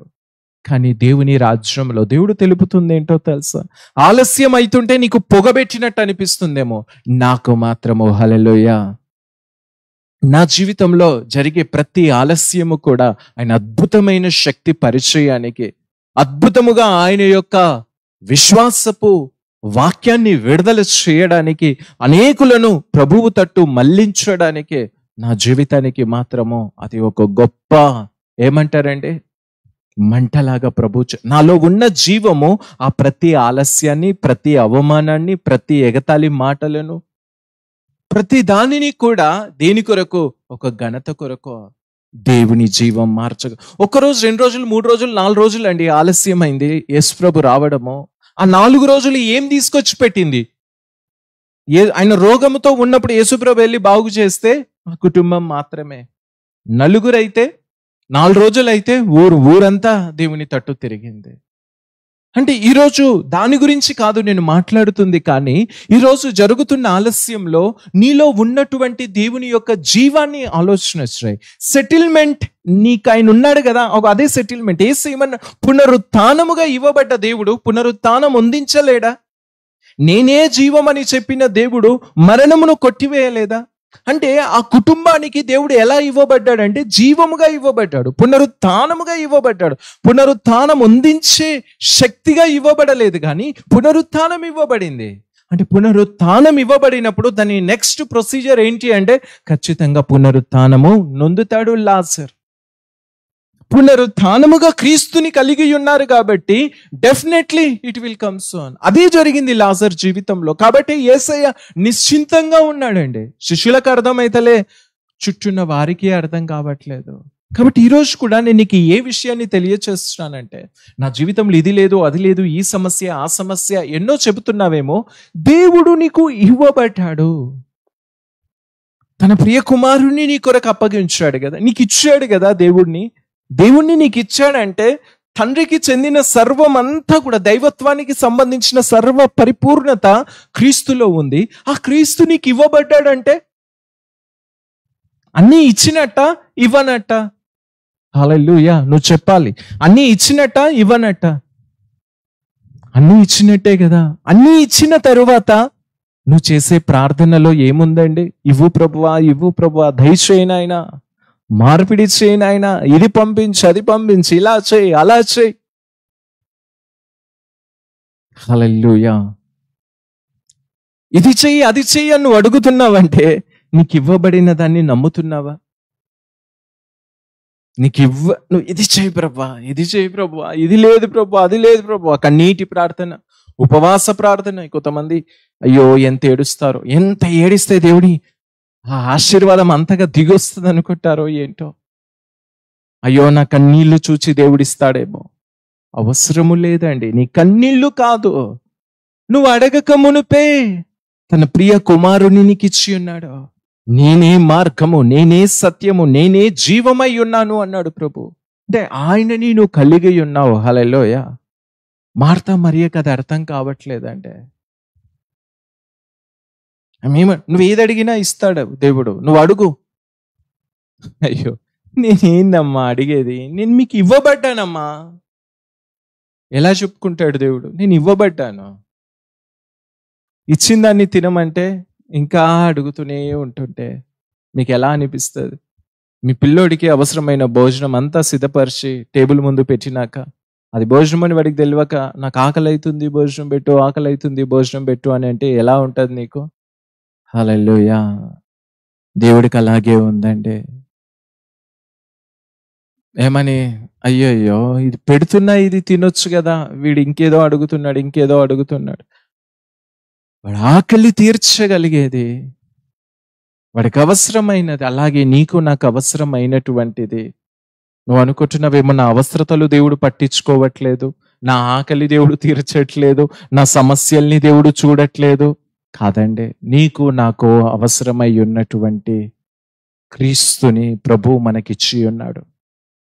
ఆ క్రీస్తుని నీ ఆత్మలో నువ్వు తాకినట్లయితే, అంటే దేవుడు నాతో ఉన్నాడు, సమస్తం నాతో ఉంది, సమస్తము క్రీస్తునిచ్చిన దేవుడు సమస్తం నాకెందుకు ఇవ్వడు? అందుకే యేసు ఏమంటున్నాడో తెలుసా? ఈ జీవమందు నష్టం అనేదే నాకు లేదు, రోగం అనేదే నాకు లేదు, దారిద్ర్యం అనేదే నాకు లేదు, అప్పు అనేదే నాకు చెందింది కాదు. జయమే నా జీవితానికి, సక్సెసే నా జీవితంలో ఉండేదే తప్ప మరి ఏ ఒక్కటి కాదు. ఘనతే నా జీవితంలో తప్ప అవమానానికి చోటు లేదు. సంతోషమే నా జీవితంలో తప్ప శ్రమకు చోటు లేదు అని ఎవరైతే నమ్ముతున్నారో, పరలోక రాజ్యంలో ఎలా ఉంటదంట, దేవుడు ఉంటాడు కాబట్టి అక్కడ కన్నీరు అనేదే ఉండదండి, దుఃఖం అనేదే ఉండదు, వేదన అనేది ఉండదు. దీన్ని బట్టి ఆ దేవుని యొక్క ప్రేమను బట్టి అండి. దేవుని ప్రేమ చేత ఏ ఒక్కరిలో కూడా ఏముంటది, బాధకు, దుఃఖానికి, వేదనకు చోటు ఉండదు. ఆయన ప్రేమ చేత సమస్తము తీర్చివేయబడతాయి. మరి ఇప్పుడు ఆ ప్రేమనే, ఆ జీవమే నీకు ఇవ్వబడినప్పుడు నువ్వు దాన్ని ఎందుకు చూడట్లేదు? పరలోకం తీసుకొని పోకుండా దేవుడు నేను ఈ భూమి మీద పెట్టింది ఎందుకో తెలుసా? ఇవన్నీ నిన్ను తగులుతున్నప్పుడు కూడా రక్షింపబడగానే దేవుడు ఆయన నామమందు విశ్వాసం ఉంచిన వారిని పరలోకం తీసుకొని పోవచ్చు. కానీ ఎందుకు ఇక్కడ భూమి మీద పెట్టాడో తెలుసా? కొంతమందికి ఉండే ఆలోచన, నేను చస్తే పరలోకం పోతానా? నువ్వు క్రీస్తు అంత శ్రమ పడింది ఎందుకు? నేను ఆయన రాజ్యానికి తీసుకోవడానికి. అయితే ఆయన రాజ్యంలో నివాసం ఉండగోరే ఆ మంచి విషయాన్ని నువ్వు ఈ భూమి మీద రుచి చూడాలనే కదా ప్రభువు పెట్టింది. అంటే ఆ శ్రమల్లో, ఆ దుఃఖంలో, ఆ వేదనలో, బట్ అన్నిట్లో కూడా దేవుని జీవము నందు నువ్వు విశ్వాసం ఉంచితే, మరణం వచ్చింది లాజర్కి, బట్ అది కొట్టివేయబడ్డది. రోగం కావచ్చు, సెటిల్మెంట్ కాకపోవచ్చు, ఉద్యోగం లేని పరిస్థితి ఏమో, బలహీనతలేమో, అది ఇంకేదైనా సరే, నీకు ఇవ్వబడినటువంటి క్రీస్తు మీద, నీకు ఇవ్వబడినటువంటి దేవుని జీవం మీద రక్షింపబడిన రోజే నువ్వు రక్షించబడ్డావంటే నీ ఆత్మలోనికి దేవుడు వచ్చి ఉన్నాడు. దేవుడు నోరు తెరిస్తే దేవుడు, పడుకుంటే దేవుడు, లేస్తే దేవుడు. కానీ ఆ దైవానికి చెందిన ఆ జీవము గురించిన ఆలోచన నీకు ఎంతుంది? దేవుడు అంటే రోగము లేనివాడు, దేవుడు పరిశుద్ధుడు. అంటే నువ్వు దేవుణ్ణి తాకిన ప్రతిసారి, అంటే దేవునికి వేరుగా పరిశుద్ధత లేదండి. చాలా మంది ఆలోచన ఏంటో తెలుసా? పరిశుద్ధంగా ఉంటే ప్రార్థన చేయాలి, పాపి అయితే ప్రార్థన చెయ్యొద్దు. నీకు పరిశుద్ధత ఎక్కడది అసలు? నీ బ్రతుకుకి ఇప్పుడు కాదు, నువ్వు 100 ఏళ్ళు భూమి మీద బతుకు, ఏం తప్పు చేయకుండా భూమి మీద బతుకు. నువ్వు మనిషివా? తల్లి గర్భంలో నుండి బయటకు వచ్చావా? నువ్వు ఇంకా వేరే గ్రహాల్లో నుండి ఊడిపడితే నాకు తెలియదు, కానీ నా బైబిల్ చెబుతున్న దాని ప్రకారం అయితే నీతిమంతుడు లేడు, ఒక్కడును లేడు. నువ్వు తల్లి గర్భంలో నుండి బయటకు వచ్చావా? నువ్వు ఇంకా పాపివే. అయితే నువ్వు ఒకవేళ పరిశుద్ధతను అనుభవించాలి అంటే క్రీస్తుని తాకాలి. ఆయన నీకు పరిశుద్ధతగా, క్రీస్తే పరిశుద్ధత అండి. నువ్వు ఆయన నామం స్తుతిస్తుంటే నువ్వు పరిశుద్ధతను అనుభవించగలుగుతావు. ఆయన నామం స్తుతించడము ద్వారా నువ్వు పరిశుద్ధతను అనుభవిస్తావే తప్ప, నేను పరిశుద్ధంగా ఉంటే దేవుని స్తుతిస్తాను, నేను పాడతాను, నేను బైబిల్ చదువుతాను, నోవే. నీకు పరిశుద్ధతకు వేరుగా దేవుడు లేడు. దేవుడే పరిశుద్ధుడు. పరిశుద్ధత అంటేనే క్రీస్తు. అది నీకు ఇవ్వబడ్డది. అయితే మరి దాన్ని నువ్వు అనుభవించాలి అంటే ఎలా? ఆయన నామాన్ని స్తుతించు, దేవుడికి స్తుతులు చెల్లిస్తుంటే ఆ పరిశుద్ధతని నువ్వు తాకుతావు. ఆయన మాటల్ని వింటుంటే, ఆయన మాటల్ని ధ్యానిస్తుంటే నువ్వు పరిశుద్ధత అనుభవిస్తావు. నువ్వు పరిశుద్ధంగా ఉండాలని ఇష్టపడుతున్నావా? జస్ట్ ఆయన నామం స్తుతించు, ఆయన మాటలు విను, ఆయనను గురించిన మంచి విషయాలు విడుదల చేయి. నీ నోటితో పవిత్రతను నువ్వు అనుభవించిన వ్యక్తివైతావు, పవిత్రతని నువ్వు అనుభవిస్తావు. ప్రభువు నాకు ఇదే విషయం నేర్పిస్తున్నాడండి. ఏమని? అయ్యో బైబిల్, అయ్యో ఇలా అన్నాను ప్రభువా, ఇలా అన్నాను ప్రభువా, ఇది చేశాను ప్రభువా, ఇలా చూశాను ప్రభువా, ఇది జరిగింది ప్రభువా. బాధపడుతున్నప్పుడు పరిశుద్ధాత్మ దేవుడు తెలిపింది ఏంటో తెలుసా? Why are you waste your time? నువ్వు ఎందుకు నీ సమయాన్ని వృధా చేస్తున్నావు?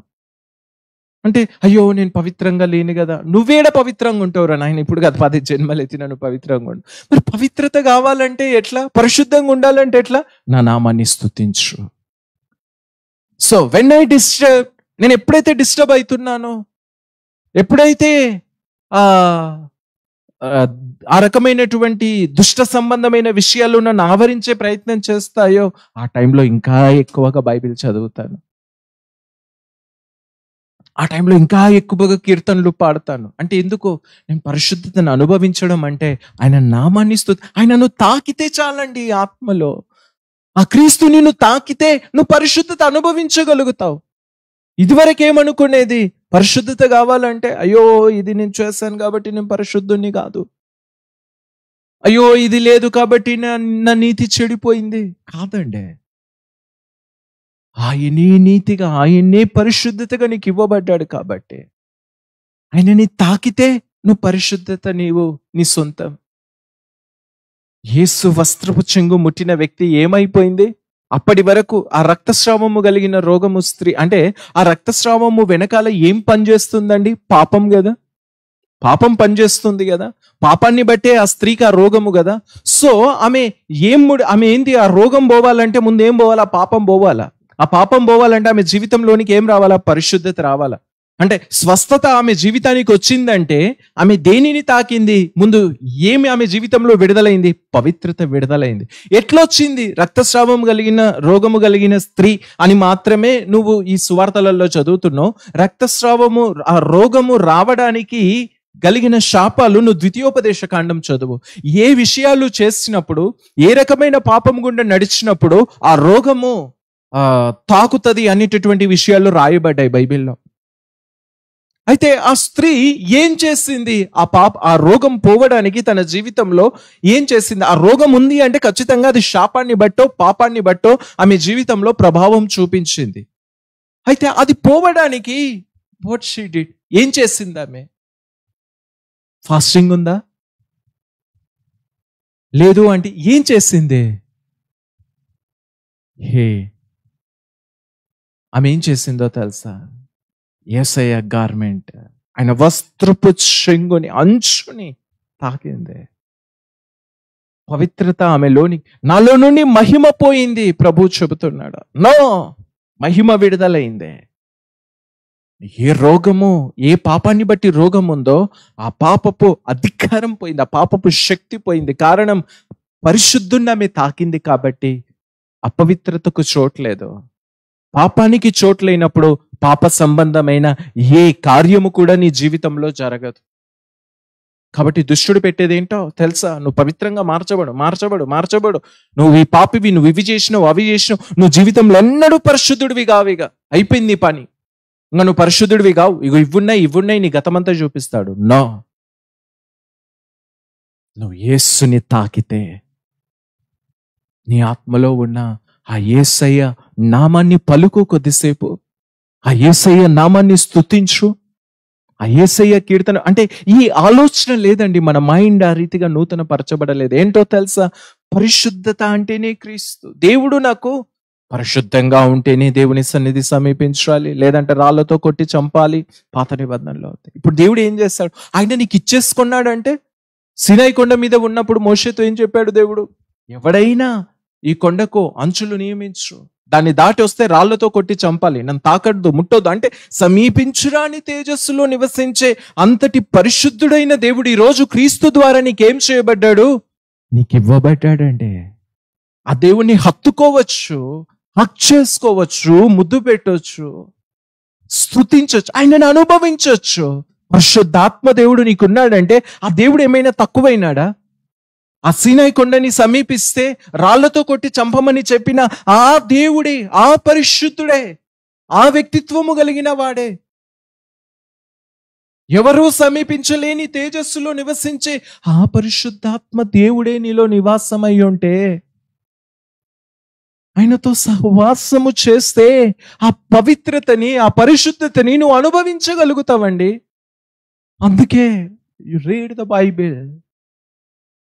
ఈ ఆలోచనతో నువ్వు బైబిల్ చదవాలి. బైబిల్ చదివితే ఏమవుతుందో తెలుసా? చాలా మంది పవిత్రంగా ఉంటే బైబిల్ చదవాలి. దుష్టుడు పెట్టే ఆలోచన అండి అది దుష్టుడిచ్చే తలంపు. ఏమని? నువ్వు పవిత్రంగా ఉంటే బైబిల్ చదువు, నువ్వు పెద్ద పరిశుద్ధుడివా, పాటలు పాడుతున్నావు, నువ్వేమైనా భక్తిపరుడివా, దేవుణ్ణి వెతకడానికి ఉపవాసం ఉంటున్నావు. ఇవన్నీ ఏంటో తెలుసా? దుష్ట సంబంధమైన మాటలు. దేవుణ్ణి తాకుతున్నావు నీవు, ఆ పవిత్రత, పరిశుద్ధత నాకు కావాలని చెప్పి, అంటే ఆయన పాటలు పాడుతున్నావంటే ఆ పరిశుద్ధుని నువ్వు అనుభవిస్తున్నావు, ఆయన నామం స్తుతిస్తున్నావంటే, ఆయన నామాన్ని పలుకుతున్నావంటే పవిత్రత నీ లోనికి వస్తుంది. నువ్వు అనుభవిస్తావు ఆయన యొక్క ప్రెజెన్స్ ని. కాబట్టి అది నీకు ఇవ్వబడింది. పరిశుద్ధతగా, నీతిగా, జీవముగా దేవుడు నీకు నాకు ఇవ్వబడ్డాడు. కాబట్టి జస్ట్ ఈ కాన్సెప్ట్ మారితే చాలండి. నేను ఇంకే విషయాలు నీకు చెప్పట్లే, ఏ విషయాలను గురించి ప్రవచించట్లేదు, కానీ జీవముగా నీకు ఆయన ఇవ్వబడ్డాడు.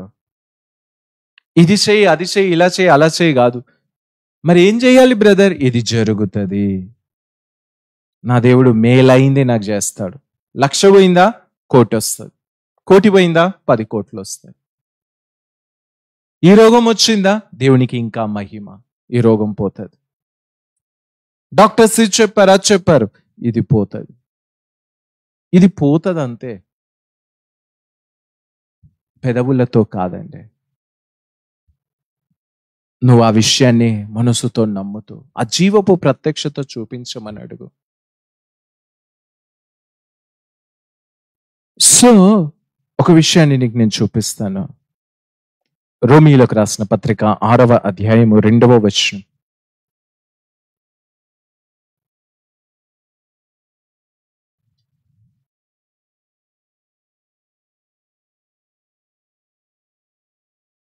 మూడవ వచనం. క్రీస్తులోనికి బాప్తిస్మం పొందిన మనమందరం ఆయన మరణంలోనికి బాప్తిస్మం పొందితిమని మీరు ఎరుగరా? సో ఇది ఒకసారి విషయం కొరకు ఇంకా అడుగుదాం దేవుణ్ణి. ఏమనో తెలుసా? క్రీస్తులోనికి బాప్తిస్మం పొందిన మనమందరం ఆయన మరణంలోనికి బాప్తిస్మం పొందితిమి. కింది చదువు. కాబట్టి తండ్రి మహిమ వలన క్రీస్తు మృతులలో నుండి ఎలాగో లేపబడేనో అలాగే మనమును నూతన జీవం పొందిన వారమై నడుచుకున్నట్లు మనం బాప్తిస్మం వలన మరణంలో పాలు పొందుటకై ఆయనతో కూడా పాతిపెట్టబడితిమి. అక్కడ ఏమంటున్నాడో తెలుసా? అండర్లైన్ చేసుకో. నూతన జీవము పొందిన వారమై నడుచుకొనున్నట్లు. నూతన జీవం అంటే ఏం జీవం అండి? అది ఏం జీవం? అది ఈరోజు ఒక తమ్ముడు చెప్తుంటే నేను విన్నాను. ఏమనో తెలుసా? డాక్టర్స్ చెప్పారంట, కరెంట్ షాక్ కొట్టి తను చనిపోయే ఆ కండిషన్ లోనికి పోయి మళ్ళీ బ్రతికినాడు. ఏం నష్టం జరగలేదు. డాక్టర్స్ చెప్పారంట, ఏమని? నీకు ఒక న్యూ లైఫ్, మళ్ళీ ఇది ఒక కొత్త జీవితం, నీకు ఇంకా చచ్చిపోయేటోడివే కానీ బ్రతికినావు కాబట్టి నీకు ఒక కొత్త జీవితం అన్నాడంట. నువ్వు బాప్తిజమం తీసుకోవడం ద్వారా అట్లొచ్చిందా ఏమన్నా? నువ్వు పొందిన నూతన జీవం ఏంటో తెలుసా? బాప్తిజమం పొందడము ద్వారా. ఒకవేళ ఇంకా ఏం లేదండి, బాప్తిజమం తీసుకోక మునుపు ఎట్లున్నాను ఇప్పుడు అట్లాగే ఉన్నాను నేను అంటే, అలా ఏ ఒక్కరూ ఉండరంటే. నా పాపము నిమిత్తం క్రీస్తు మరణించున్నాడని ఆయన నామమందు విశ్వాసం ఉంచి బాప్తిజమం పొందిన ప్రతి ఒక్కరి జీవితంలో జరిగే గొప్ప కార్యం ఏమంటున్నాడో తెలుసా? నీ మనసు నూతన పరచబడట్లేదేమో కానీ ఇది జరిగిన సత్యం. నూతన జీవం పొందిన వారమే. ఏంటా నూతనమైన జీవం తెలుసా? ఆ నూతన జీవం రోగానికి భయపడదండి, సమస్యకి భయపడదు, శ్రమకు భయపడదు. ఎందుకు? ఆ నూతన జీవం అంటే పరలోక సంబంధమైనటువంటి జీవము, అది క్రీస్తే. ఇప్పుడు ఈ మాట చెప్పాను అనుకో, దేవుడు భయపడతాడా అంటే ఆయన కంటే శక్తి ఉందండి. ఈరోజు నువ్వు కలిగి ఉన్న జీవంలో కూడా అది ఉంది. హల్లెలూయా. నువ్వు పలికితే లేని వాటిని సృజించగలిగినటువంటి సామర్థ్యం ఉంది. కానీ మనం ఏం చేస్తామో తెలుసా? ఒకసారి పలుకుతాం, అదేమో ఇచ్చిందండి, ఏం రాలేదండి, ఏం కావట్లేదండి, పలుకుతున్నాను ఏం కావట్లేదండి. నేను చెబుతున్నాను, నువ్వు పలుకో, నువ్వు అడుగు పెట్టు. నువ్వు పలికినావా, సందేహించకుండా నువ్వు పలికినావా, ఖచ్చితంగా అది జరిగి తీరుతుంది. ఎందుకు అంటే నువ్వు పలికితే జరగకపోవడానికి కారణం ఏంటంటే, నేను ఒక నూతనమైన జీవాన్ని కలిగి ఉన్నాను అనేటటువంటి కాన్షియస్ లేకుండా నువ్వు ఒకవేళ పలికినట్లయితే ఏమవుతుంది? ఏం కార్యం జరగదు అక్కడ. ఎస్, అదైతే నిజం. అంటే ఒక కాన్షియస్ లోనికి నువ్వు వచ్చి, ఏ కాన్షియస్నెస్ నీకు ఉండాలి? మనిషిగా నేను పలికితే ఏం జరగదు, ఏం కాదు, అది వాస్తవం. కానీ నాలో క్రీస్తున్నాడా? కొంతమంది ఆశపడతారండి. ఏంటో తెలుసా? నేను ఒక విషయం చెబుతాను. నేను మొన్నటి రోజున ఒక విషయాన్ని చూస్తున్నాను. 32 ఇంచెస్ టీవీ ఉంది, 64 ఇంచెస్ టీవీ ఉంది, 60 అబోవ్ ఉన్న టీవీ. అంటే దాని కాస్ట్ పరంగా చూస్తే సాధారణంగా ఒకటేమో 30,000 ఉంది, ఇంకొకటేమో 85 ఉంది, ఇంకోటి 1,00,000 చేంజ్ ఉంది. సో సాధారణంగా ఉన్న బడ్జెట్ని బట్టి మనకున్న బడ్జెట్తో దాన్ని చూస్తాం. అంటే 30,000 ఓకే, నాకు ఇది ఎనఫ్, ఇది నాకు చాలు. 43 ఇంచెస్ ఉంది, ఫ్యూచర్స్ అన్నీ ఉన్నాయి, కాబట్టి ఇది నాకు సరిపోతుంది. 1,00,000 టీవీ ఎన్నో ఉంటాయండి, 1,00,000 ఉంటాయి, 2,00,000 ఉంటాయి. అంత దాకా మనం ఎందుకు పోవడం? మనకి ఏది అవసరమో అది చూస్తే సరిపోతుంది. ఒక విషయాన్ని చూస్తే నాకేమో ఏంటి 90,000 1,00,000 కాస్ట్ ఉన్నటువంటి టీవీ విషయంలో ఇష్టం అనిపిస్తుంది లోపల. బట్ నా మైండ్ చెబుతుంది నీ రేంజ్కి ఇది సరిపోతుంది. అంటే ఈ ఎగ్జాంపుల్ నీకు చెప్పడానికి కారణం ఏంటంటే, ఈ నూతనమైన జీవం, దైవ శక్తి, దేవుడు నీలో నివాసమై ఉన్నాడు కాబట్టి, అంటే లోపల ఉన్నదేమో ఒకటి ఆశపడుతుంది, నా మైండ్ ఇంకొకటి చెబుతుంది. అది పొందుకోవాలని ఉంది, కానీ అక్కడి సామర్థ్యం మనకెక్కడదండి. అంత పెద్దగా మనం ఏడుంటామండి? కాదండి, అది అట్లా కాదండి. బట్ అది విల్ ఆఫ్ గాడ్, అది దేవుని చిత్తం. నీ కొరకు శ్రేష్టమైన ఈవులు ఆపేక్షించుడి అన్నాడు. అది వరాలైనా మరి ఇంకేవైనా శ్రేష్టమైన వాటిని మన కొరకు దేవుడు చెప్పాడు. అంటే ఎలా? ఆయన జీవము ద్వారా అది సాధ్యమవుతుంది. నిన్ను నన్ను బట్టి ఏం కాదండి. నేను కూడా నమ్ముతున్నా బ్రదర్, పెద్దది కావాలని, పెద్ద విల్లా కావాలని, అది కావాలని నేను నమ్ముతున్నాను బ్రదర్, ఊహిస్తున్నాను బ్రదర్. నీ ఊహ నీవు కానాలి కాదు, ఊహించు, కార్యం జరుగుతుంది. నేను కూడా విన్నాను, కానీ నీ ఊహల్ని బట్టి కాదు, కానీ దైవ జీవముతో. ఇప్పుడు బైబిల్ రాశారు, ఎలా రాశారు? దైవావేశము వలన అని చెప్పి రాయబడి ఉంది. లిఖింపబడిన ప్రతి మాట దేవుని బిడ్డలు, దేవుని ఆత్మ ప్రేరేపణగా వీళ్ళు ఈ లేఖనాలు రాశారు. ఇప్పటికీ కూడా దీన్ని ఎంతమంది నాశనం చేద్దాం అనుకున్నా ఇది కావట్లేదు, వెళ్తూనే ఉంది ముందుకి. అదే రీతిగా నీవు కూడా నీలో ఉన్నటువంటి ఆ జీవానికి సంబంధించినటువంటి వాటికి నీ ఆలోచనలు అప్పగించు. నీలో ఉన్న జీవానికి నీలో ఉన్నటువంటి ఆ జీవానికి సరిపోయే దానికి ఆలోచనలు ఇవ్వు. అంటే నీలో దేవుడు ఉన్నాడు కదా, దేవుడికి నీ యొక్క ఆలోచనలు కావాలి, నీ తలంపులు. అంటే నీ ప్రాణాన్నే కదా దేవుడు వాడుకునేది. ఇప్పుడు నీలో దేవుడు ఉన్నాడు, మరి దేవుని శక్తి బయటకు రావాలి అంటే ఏం చేయాలి?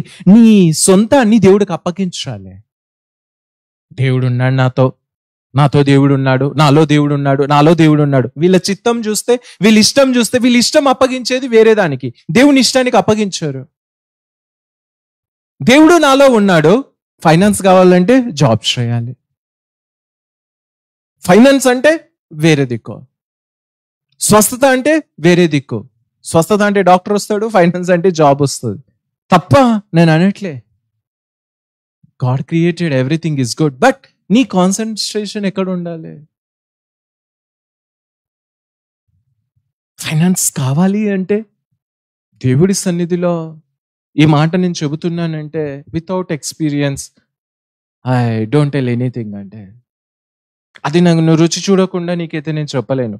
కోట్లు రుచి చూస్తున్నానైతే నేను నీకు చెప్పలేను, కానీ నేను చూసే ఆ కొంచెమైనా దేవుని ద్వారా నాకు కలుగుతుందని అయితే నేను చెప్పగలుగుతాను. కాబట్టి ఈరోజు కూడా నీకు అదే విషయాన్ని నేను చెబుతున్నాను. అంటే నీలో ఉన్న జీవానికి నీ ఆలోచన ఇవ్వాలి అంటే ఇలా చూడు, నీలో ఆత్మలో దేవుడు ఉన్నాడు కదా, ఈయనకి ఇక్కడ నీ కనెక్టివిటీ ఉంది. అంటే నీ ఆలోచన ఈ జీవానికి ఏకీభవించకుంటే దేవుని జీవం చెప్తుంది స్వస్థతనే నాకు వీలైతుంది. నువ్వేమో నాకు రోగం ఉంది, రోగం ఉంది, రోగం ఉంది, రోగం ఉంది. సమృద్ధి నాలో ఉంది, నేను సమృద్ధి కలిగిన దేవుడను. నువ్వేమనుకుంటావు? అప్పులున్నాయి, అప్పులున్నాయి, అప్పులున్నాయి, అప్పులున్నాయి. ఘనత నా సన్నిధిలో, నాకు అవమానం, అవమానం, అవమానం, అవమానం. నాశనము సంభవించదు, నష్టం, నష్టం, నష్టం, నష్టం, నష్టం. ఎందుకు నువ్వు ఈ జీవాన్ని వైపుకు చూడట్లే? అంటే సో ప్లీజ్ నువ్వు ఇవ్వు ప్రభా, ఇవ్వు ప్రభా అని అడగకు. ఈ రోజు నుంచి ఆ ప్రార్థన చెయ్యకు. కానీ ఏమని చెబుతున్నానో తెలుసా? ప్రభా నాకు ఇచ్చిన దాన్ని నాకు చూపి ప్రభువా అని అడుగు. మరణము ద్వారా ప్రభువా నా లోనికి ఇచ్చిన జీవాన్ని, అంటే ముందు మరణాన్ని రుచి చూస్తే నువ్వు ఆ జీవాన్ని కూడా రుచి చూస్తావు. సిలువలో మీరు మరణించారు అన్న విషయం నాకు ఇంకా తెలియట్లేదు ప్రభువా. యేసుప్రభు సిలువలో చచ్చిపోయినాడు అనుకుంటున్నాం, కానీ పాపానికి నేను చనిపోయానని ఆ విషయాన్ని నాకు రివీల్ చేయి ప్రభువా అని ప్రార్థించు. నేను అడుగుతున్నాను ఇంకా అదే. అలా నేను అడుగుతున్నప్పుడు ఏమవుతుందో తెలుసా ప్రభువు, దాన్ని రివీల్ చేయడం అంటే ఎలా? ఈ నూతన జీవానికి సంబంధించినటువంటి ఆ థాట్స్ ని ఇస్తున్నాడు ప్రభు. అంటే నేను ఆ మరణించిన అనే ఆ విషయాన్ని నాకు చూపి ప్రభు. అంటే ఇప్పుడు నన్ను ఏదో సిలువలో మేకులతో కొట్టి బంధించడం అనేది కాదు, నన్ను నేను సిలువ వేసుకునేది కాదు, కానీ మరి ఏంటి నేను మరణించినాను అనేటటువంటి ఆ సిలువ సత్యాన్ని క్రియల ద్వారా ప్రభువు నీకు చూపిస్తాడు. అంటే నువ్వు నా కుమారుడివి కాబట్టి నీ జీవితంలో ఇవే జరుగుతాయి. అయ్యో నేను ఇవి తలంచను, భయమైంది, ఇలా జరుగుతాయేమో ఇలా జరుగుతాయేమో, కానీ ప్రభు వాటన్నిటిని కొట్టివేశాడు. ఎందుకో నువ్వు సిలువలో మరణించావు కాబట్టి ఈ పాపానికి శాపానికి సంబంధించింది ఏది కూడా నీ జీవితంలో జరగదు. నీ జీవితంలో ఇదిగో నా ఆశీర్వాదపు క్రియలే నీ జీవితంలో వస్తాయి. ఈ జీవం నాలో ఉంది కాబట్టి. సో అలా నేను దాన్ని నమ్మేటట్టు, దాన్ని పలికేటట్టు ప్రభు నా జీవితంలో చేస్తున్నాడు. నువ్వు కూడా ప్రార్థించు. దాని కొరకు నేను ఇంకా ప్రాక్టీస్ చేస్తున్నాను. సో ఈ నూతన జీవంకు సంబంధించిన క్రియలో నేను చెబుతున్నాను, సర్వ మానవాళిని, యావత్ ప్రపంచాన్ని వెలిగిస్తాయి. పరలోక రాజ్యముగా ఈ భూమిని మార్చే ఆ జీవపు శక్తిని ప్రభు నీలో పెట్టి ఉన్నాడండి. How it comes out side, your thoughts will go inside. ఆ శక్తి ఎలా బయటకు వస్తుంది? నీ తలంపులు, నీ ఉద్దేశాలు, నీ చిత్తము ఆయన లోనికి వెళ్తే పనిచేస్తుంది. నీ ఇష్టం వచ్చినట్టుగా నువ్వు సమయాన్ని వృధా చేసుకుంటూ, దేవుడు ఏమంటాడండి? దేవుడు ఏమంటాడు? ఆయనను అనుభవించకపోవడమే మన జీవితానికి పెద్ద నష్టము. దేవుడు ఏమన్నాడు? ఏంటి? జీవాన్ని విసర్జిస్తే నష్టపోయేది ఎవడు? మనమే. నేను ఏం నష్టపోతున్నా? నేను బాగానే ఉన్నాను కదా, నేను మంచిగానే ఉన్నాను కదా. ఆ జీవం రుచి చూడట్లేదు చూడు, అదే నీకు ఒక పెద్ద దెబ్బ, అదే నీ జీవితానికి ఒక పెద్ద ఎడారి. నువ్వు అనుకుంటున్నావేమో నేను మంచిగా ఉన్నా మంచిగా ఉన్నా మంచిగా ఉన్నా, నీకు ఇంకా రుచి తెలియట్లేదంటే ఆ జీవానికి సంబంధించిన రుచి తెలియట్లేదు. So you should ask it. నువ్వు అడగాలి. ఏమనో తెలుసా? ప్రభా, మళ్ళీ అడుగు అనే దగ్గరికే వచ్చారు కదా బ్రదర్ మీరు. ఎస్ ప్రభా, నువ్వు నాకు ఇచ్చిన దాన్ని నేను చూడలేకపోతున్నా ప్రభా, కొంచెం నా కళ్ళు తెరువు అని చెప్పి అడుగు. కానీ ఏదో నాకు ఇవ్వాలి ఇవ్వాలి అంతా ఇచ్చినాడండి. నీ జీవిత కాలానికి కాదు, 10 జీవిత కాలాలకు సరిపోయే గొప్ప ఆశీర్వాదాన్ని ప్రభువు ఆల్రెడీ ఇచ్చేసినాడు నీకు. నేను చెబుతున్నా, నిజంగా ఈ భూమి మీద మనం చేసే సీరియస్ ప్రేయర్ రిక్వెస్ట్ అయితే, నాకు ఈ విషయం తెలుపబడినప్పుడు నాకు అర్థమైంది. ఏమనో తెలుసా? మినిస్ట్రీ పెరుగుతున్నప్పుడు ఇంకా అనేకమైన విషయాల కొరకు నేను ఎంత ప్రార్థించాలో, ఎన్ని ఉపవాసాలు ఉండాలో, ఏం చేయాలో నాకు అనిపించింది ఏందో తెలుసా? నా జీవిత కాలం అంతా, నా సమయం అంతా కూడా నువ్వు ఇచ్చిన దానికి వందనాలు ప్రభువా అని చెప్పి దేవుని స్తుతించడము కంటే, స్తుతియాగమే నా జీవిత పరిచర్య తప్ప మరి ఇంకొకటి లేదు ఈ భూమి మీద అనిపించింది. స్తుతియాగమే అనే పరిచర్యనే నా జీవితంలో ఉంది తప్ప నేను చేయగలిగింది, చేయాల్సింది నో వే. ఆయనని స్తుతించడమే నా ఫుల్ టైం మినిస్టర్ అండి. బ్రదర్ ఏం చేస్తున్నారు? చాలా మంది అడిగే విషయం. ఏం చేస్తున్నారు? ఎలా వస్తుంది? ఎలా పోషించబడతారు? మినిస్ట్రీ అంటే ఏంటి?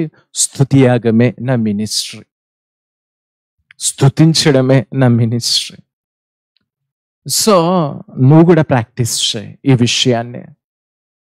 ఏదో చేయాలి, ఏదో పెట్టాలి, ఏదో ఏదో ఏదో అంటే నేను చెప్పే మాట లోతుగా నీకు తర్వాత చాలా రోజులకు అర్థమవుతుందేమో. ఇప్పుడు అర్థమవుతుందో లేదో తెలియదు, కానీ దేవుడు నిన్ను దర్శించాలి ఆ రీతిగా నేనైతే కోరుకుంటున్నాను. కాబట్టి ఈరోజు నీకు చెప్పగోరే విషయం మరొకసారి గుర్తు చేస్తున్నా. యేసన్న నేనే జీవం, నేనే పునరుత్థానం. నేను పునరుత్థానం పొందిస్తా మారతా చెప్పలేదు, నేనే పునరుత్థానం. విశ్వాసం ఉంటే లేపబడతాడు. నీకు ఇవ్వబడిన దాని మీద నువ్వు విశ్వాసం ఉంచితే ఏమవుతావో తెలుసా? కార్యాన్ని చూస్తావు. ఒక వచనం చూపు ముగిస్తా. అదే రోమీలకు రాసిన పత్రిక 5వ అధ్యాయమా. అలాగే నిత్య జీవము కలుగుటకు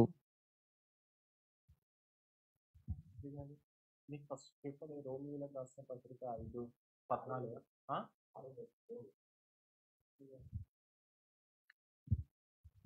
రోమా 5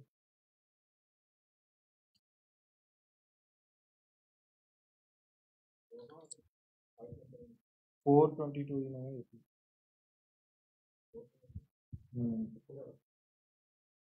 అవునా 21 4:21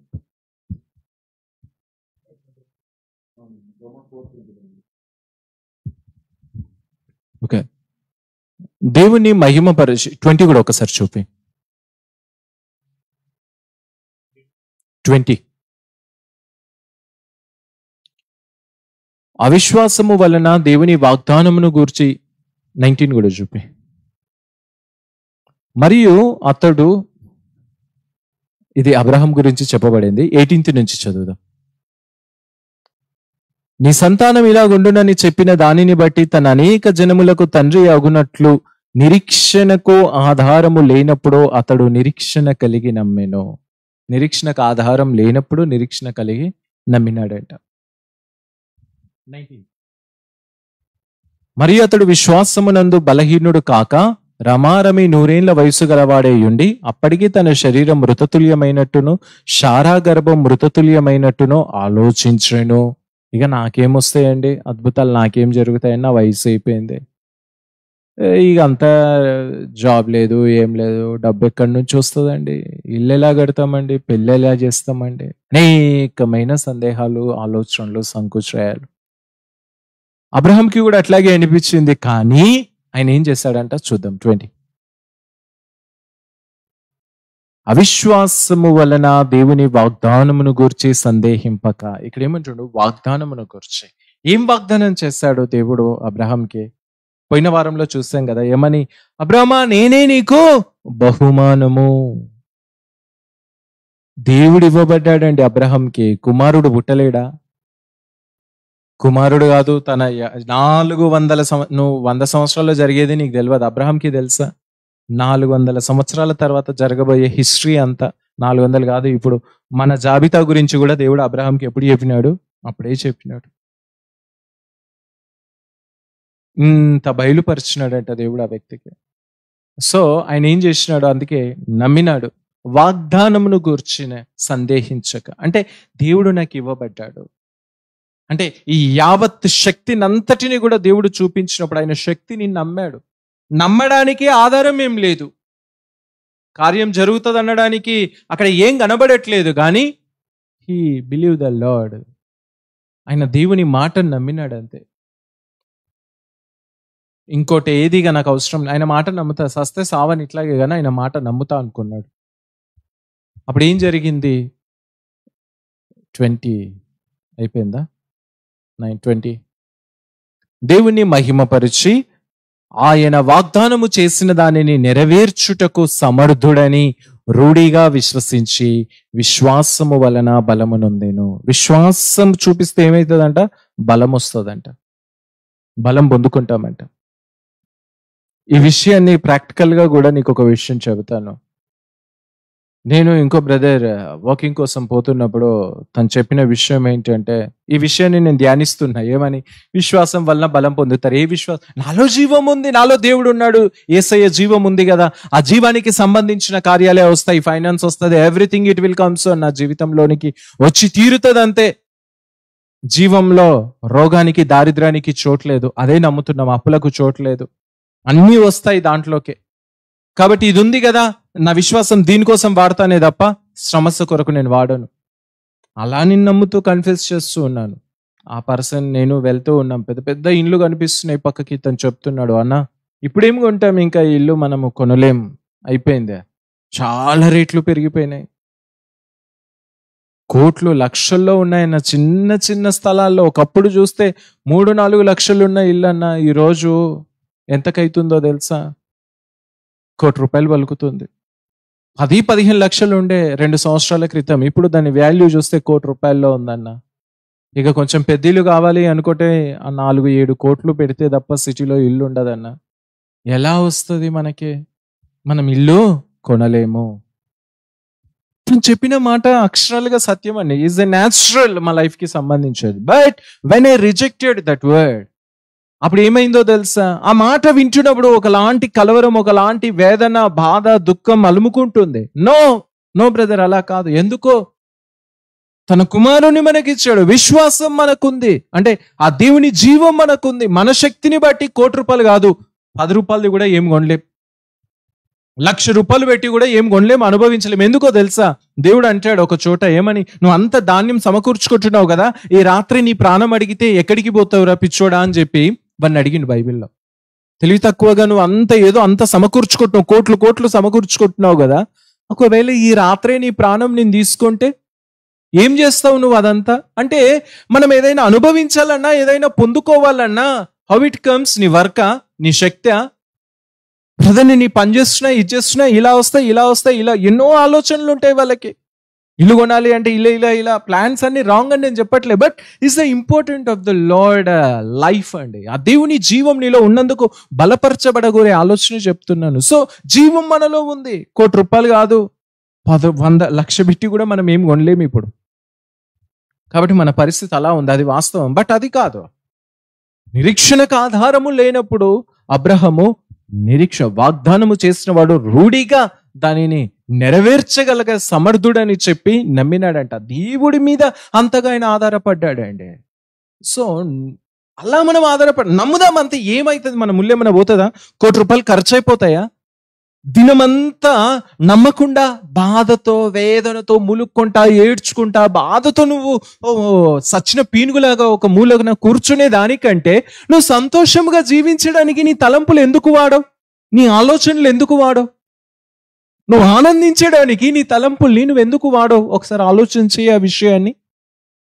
నువ్వు అలా చేయి. సంతోషించడానికి, ఆ జీవాన్ని బట్టి ఆనందించడానికి. బైబిల్ చదువుతారు, ఏడుస్తారండి. బైబిల్ చదువుతారు, ఏడుస్తారు. ప్రార్థనలో ఏడిపే, బైబిల్లో ఏడిపే. బయటకు వచ్చినాక తిట్టడము, గొడవలు. ఎందుకో తెలుసా?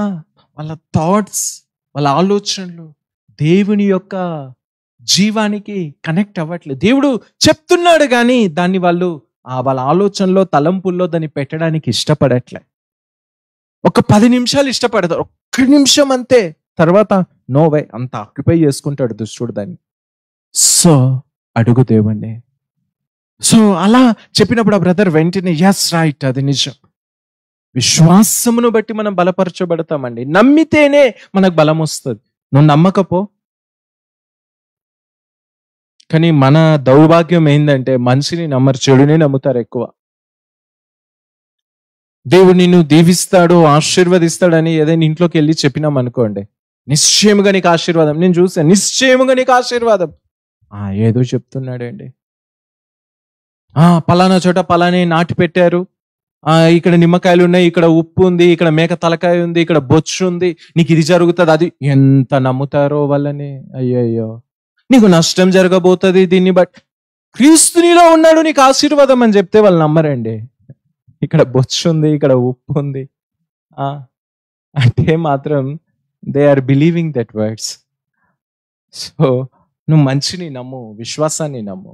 సో అలా దాన్ని ప్రాక్టీస్ చేస్తున్నప్పుడు ఎంతో బలం వచ్చింది, సంతోషం అనిపించింది. ఎస్ రైట్ అని. లేదు, ఆ ఒక్క థాట్నే గనుక, అవును ఏం కొంటాం ఇల్లు అంటే నువ్వు ఎలా బ్రతుకుతున్నావు? న్యాచురల్ గానా, స్పిరిచువల్ గానా? లేదండి, పెద్ద బైబిల్ పట్టుకుంటా, నేను ఖచ్చితంగా చర్చికి పోతాను, దశంభాగం అన్ని మంచిగా ఇస్తానండి. బట్ నేను ఏమంటున్నా, నీ తలంపులు దేనికోసం వాడుతున్నావండి? నువ్వు వెళ్తుంది చర్చ్కే, బట్ నీ తలంపుల్ని దేనికి అప్పగిస్తున్నావు? నీలో ఉన్న దైవ జీవానికి అప్పగించు, మంచికి అప్పగించు. ఆ మంచి విషయాలను కన్ఫెస్ చేయి, definitely it will come soon. Problem ఒకటే, నువ్వు కన్ఫెస్ చేయకపోవడమే ప్రాబ్లం. నీకు ఇవ్వబడిన జీవాన్ని చూపించమని అడుగు. ఏం చేయాలి బ్రదర్? మరి నాకు అది తెలుపబడట్లేదు. వాళ్ళు అట్లా పలుకుతున్నారంటే ఒకటే కారణం, వాళ్ళకి తెలుపబడట్లేదండి, వాళ్ళకి ఇవ్వబడిన ఆ దైవ జీవం. సో కాబట్టి అది అడుగుదాం. నీ ప్రార్థన మార్చి ఈ రోజు నుంచి కళ్ళు మూసుకుంటే ప్రార్థన చేసుకుందాం. మహాపరిశుద్ధుడు, ప్రేమ స్వరూపివగు మా తండ్రి, నీ పరిశుద్ధమును ఘనమైన నామానికి మహిమ కలుగును గాకయ్యా. మీకు వేలాది కృతజ్ఞతాస్తుతులు, స్తోత్రాలు చెల్లిస్తున్నాం నా తండ్రి. అయ్యా,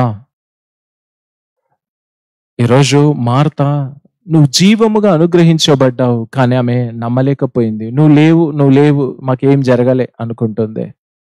ఈరోజు అనేకుల జీవితాల్లో రక్షింపబడి బాప్తిజమం ద్వారా ఒక నూతనమైన జీవాన్ని మేము పొందుకున్నాం. ఆ నూతనమైన జీవం అద్భుతాన్ని చేస్తుంది. ఇప్పుడే అద్భుతాన్ని చేస్తుంది. ఈ రోజే రక్షణ దినం. నేడే దేవుడు గొప్ప కార్యం నా కొరకు చేస్తాడు అని ప్రభువా నమ్మలేకుండా ఉన్నామయ్యా. కనికరించు నాయన. నువ్వు ఇచ్చిన దాన్ని చూడలేని గురుడివారం నాయన. మా కన్నులు తెరవయ్యా.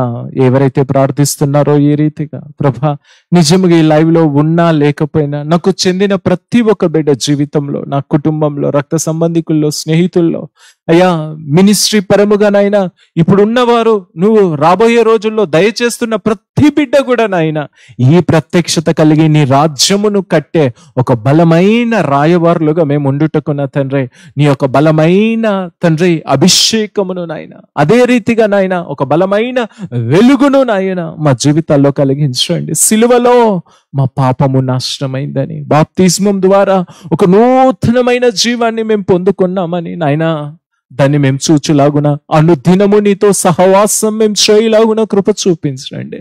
నీ పరలోక సంబంధమైన జీవాన్ని ఇక్కడ మేము రుచి చూస్తేనే నాయన చచ్చినాక పరలోకం వస్తామనే ఇష్టం, కానీ ఈ భూమి మీద ఉండాక నాయన ఇదిగో నువ్వు రివీల్ చేస్తేనైనా మేము బ్రతకగలుగుతాం నా తండ్రి. నువ్వు రివీల్ చేయండి నాయన. మీరు ఇచ్చి ఉన్నారు సమస్తం. అయితే నా తండ్రి ఇదిగో నాయన, ఇదిగో ఈ లైవ్ ప్రోగ్రామ్ ద్వారా నైనా ఈ విజ్ఞాపన నీ సన్నిధిలో చేస్తున్నాము నా తండ్రి. దీన్ని రివీల్ చేయమని వేడుకుంటున్నాం నాయన. ఆ నూతన జీవము యొక్క శక్తి ఏంటో, దాని యొక్క కార్యాలేంటో, అవి ఏం రూపుదాల్చుతాయో, ఎటువంటి గొప్ప కార్యాలు విడుదల చేస్తాయో, ఎటువంటి గొప్ప గొప్ప విషయాలను బయటకు తీసుకొస్తాయో నాయన. గోధుమ గింజ చనిపోయినప్పుడు, భూమిలో పడినప్పుడు నాయన దాంట్లో నుండి 100 గింజలు ఎలాగైతే వస్తాయో, మేము కలిగి ఉన్న ఈ ఒక్క జీవములో నుండి నాయన సమస్త విషయాలు, వస్తువులు బయటకు వస్తాయి. అది మాకు తెలియదు నాయన, కానీ మాలో ఈ బీజం ఉందని, మాలో ఈ నూతన జీవము ఉందని నాయన బిడ్డలు చూడలేకపోతున్నారయ్యా. మేము చూడలేకపోతున్నాము నాయన. జ్ఞాపకం చేసుకోండి నా తండ్రి. అయ్యా, ఈ విషయంలో రివీల్ చేయండి. మా మనస్సుని నూతనపరచమని నాయన ప్రతి ఒక్కరికి మేలైన మెండైన దీవెన ఆశీర్వాదము దయచేసి నాయన అయ్యా గొప్ప కార్యాలు నాయన వాళ్ళ జీవితాల్లో చూసే భాగ్యమును దయచేయమని. ఏ రీతిగా అయితే ప్రతి దినము నాయన నీ యొక్క నూతనమైన కార్యముతో నన్ను బలపరుచుతున్నావో, ధైర్యపరుస్తున్నావో, నా పాత మనస్సును మార్పిడి చేస్తున్నాయినా ఒక నూతనమైన జీవంతో ఏ రీతిగా అయితే రెన్యూ చేస్తూ ముందుకు నడిపిస్తున్నావో పరిశుద్ధాత్మదేవ అట్టి కృప ఇదిగో లైవ్ లో ఏకీభవించిన ప్రతి బిడ్డకు మెండుగా దయచేయమని వేడుకుంటూ నా తండ్రి సహాయం చేస్తున్నటువంటి నాయన నువ్వు ఇచ్చిన బిడ్డను కూడా నా తండ్రి ప్రభా దీవించు నాయన. సమృద్ధిలో ఉండులాగున కృప చూపించు అయ్యా. మానవ ఆలోచనలకు అందకుండా, దుష్ట సంబంధమైన ఆలోచన యావత్తునైనా బిడ్డ జీవితంలో నెరవేర్చకుండా వాటిని కొట్టివేస్తున్నాం యేసు నామములో. నీ ఆలోచన, నీ తలంపు, నీ చిత్తము, నీ ఉద్దేశము, నీ సామర్థ్యమే నాయన బిడ్డ జీవితంలో నుండి బయటకు వచ్చులాగున కృప చూపించమని సమస్త మహిమ ఘనత ప్రభావాలు మీకు ఆరోపిస్తూ ఏ సతి పరిశుద్ధ నామమున ప్రార్థించి వేడుకుంటున్నాం పరమ తండ్రి. ఆమేన్, ఆమేన్. దేవుని నామానికి మహిమ కలుగును గాక. గాడ్ బ్లెస్ యు అండి. మీకు ఏదైనా ప్రార్థన అవసరత ఉండినట్లయితే కామెంట్ రూపంలో కానీ ఫోన్ నంబర్ ద్వారా కానీ తెలియచేయండి. మీ కొరకు నేను ప్రార్థిస్తాను, నా కొరకు మీరు ప్రార్థించండి. దేవుని చిత్తమైతే మరో వారం కలుద్దాం. మరప్పటి వరకు ప్రార్థించండి. God bless you.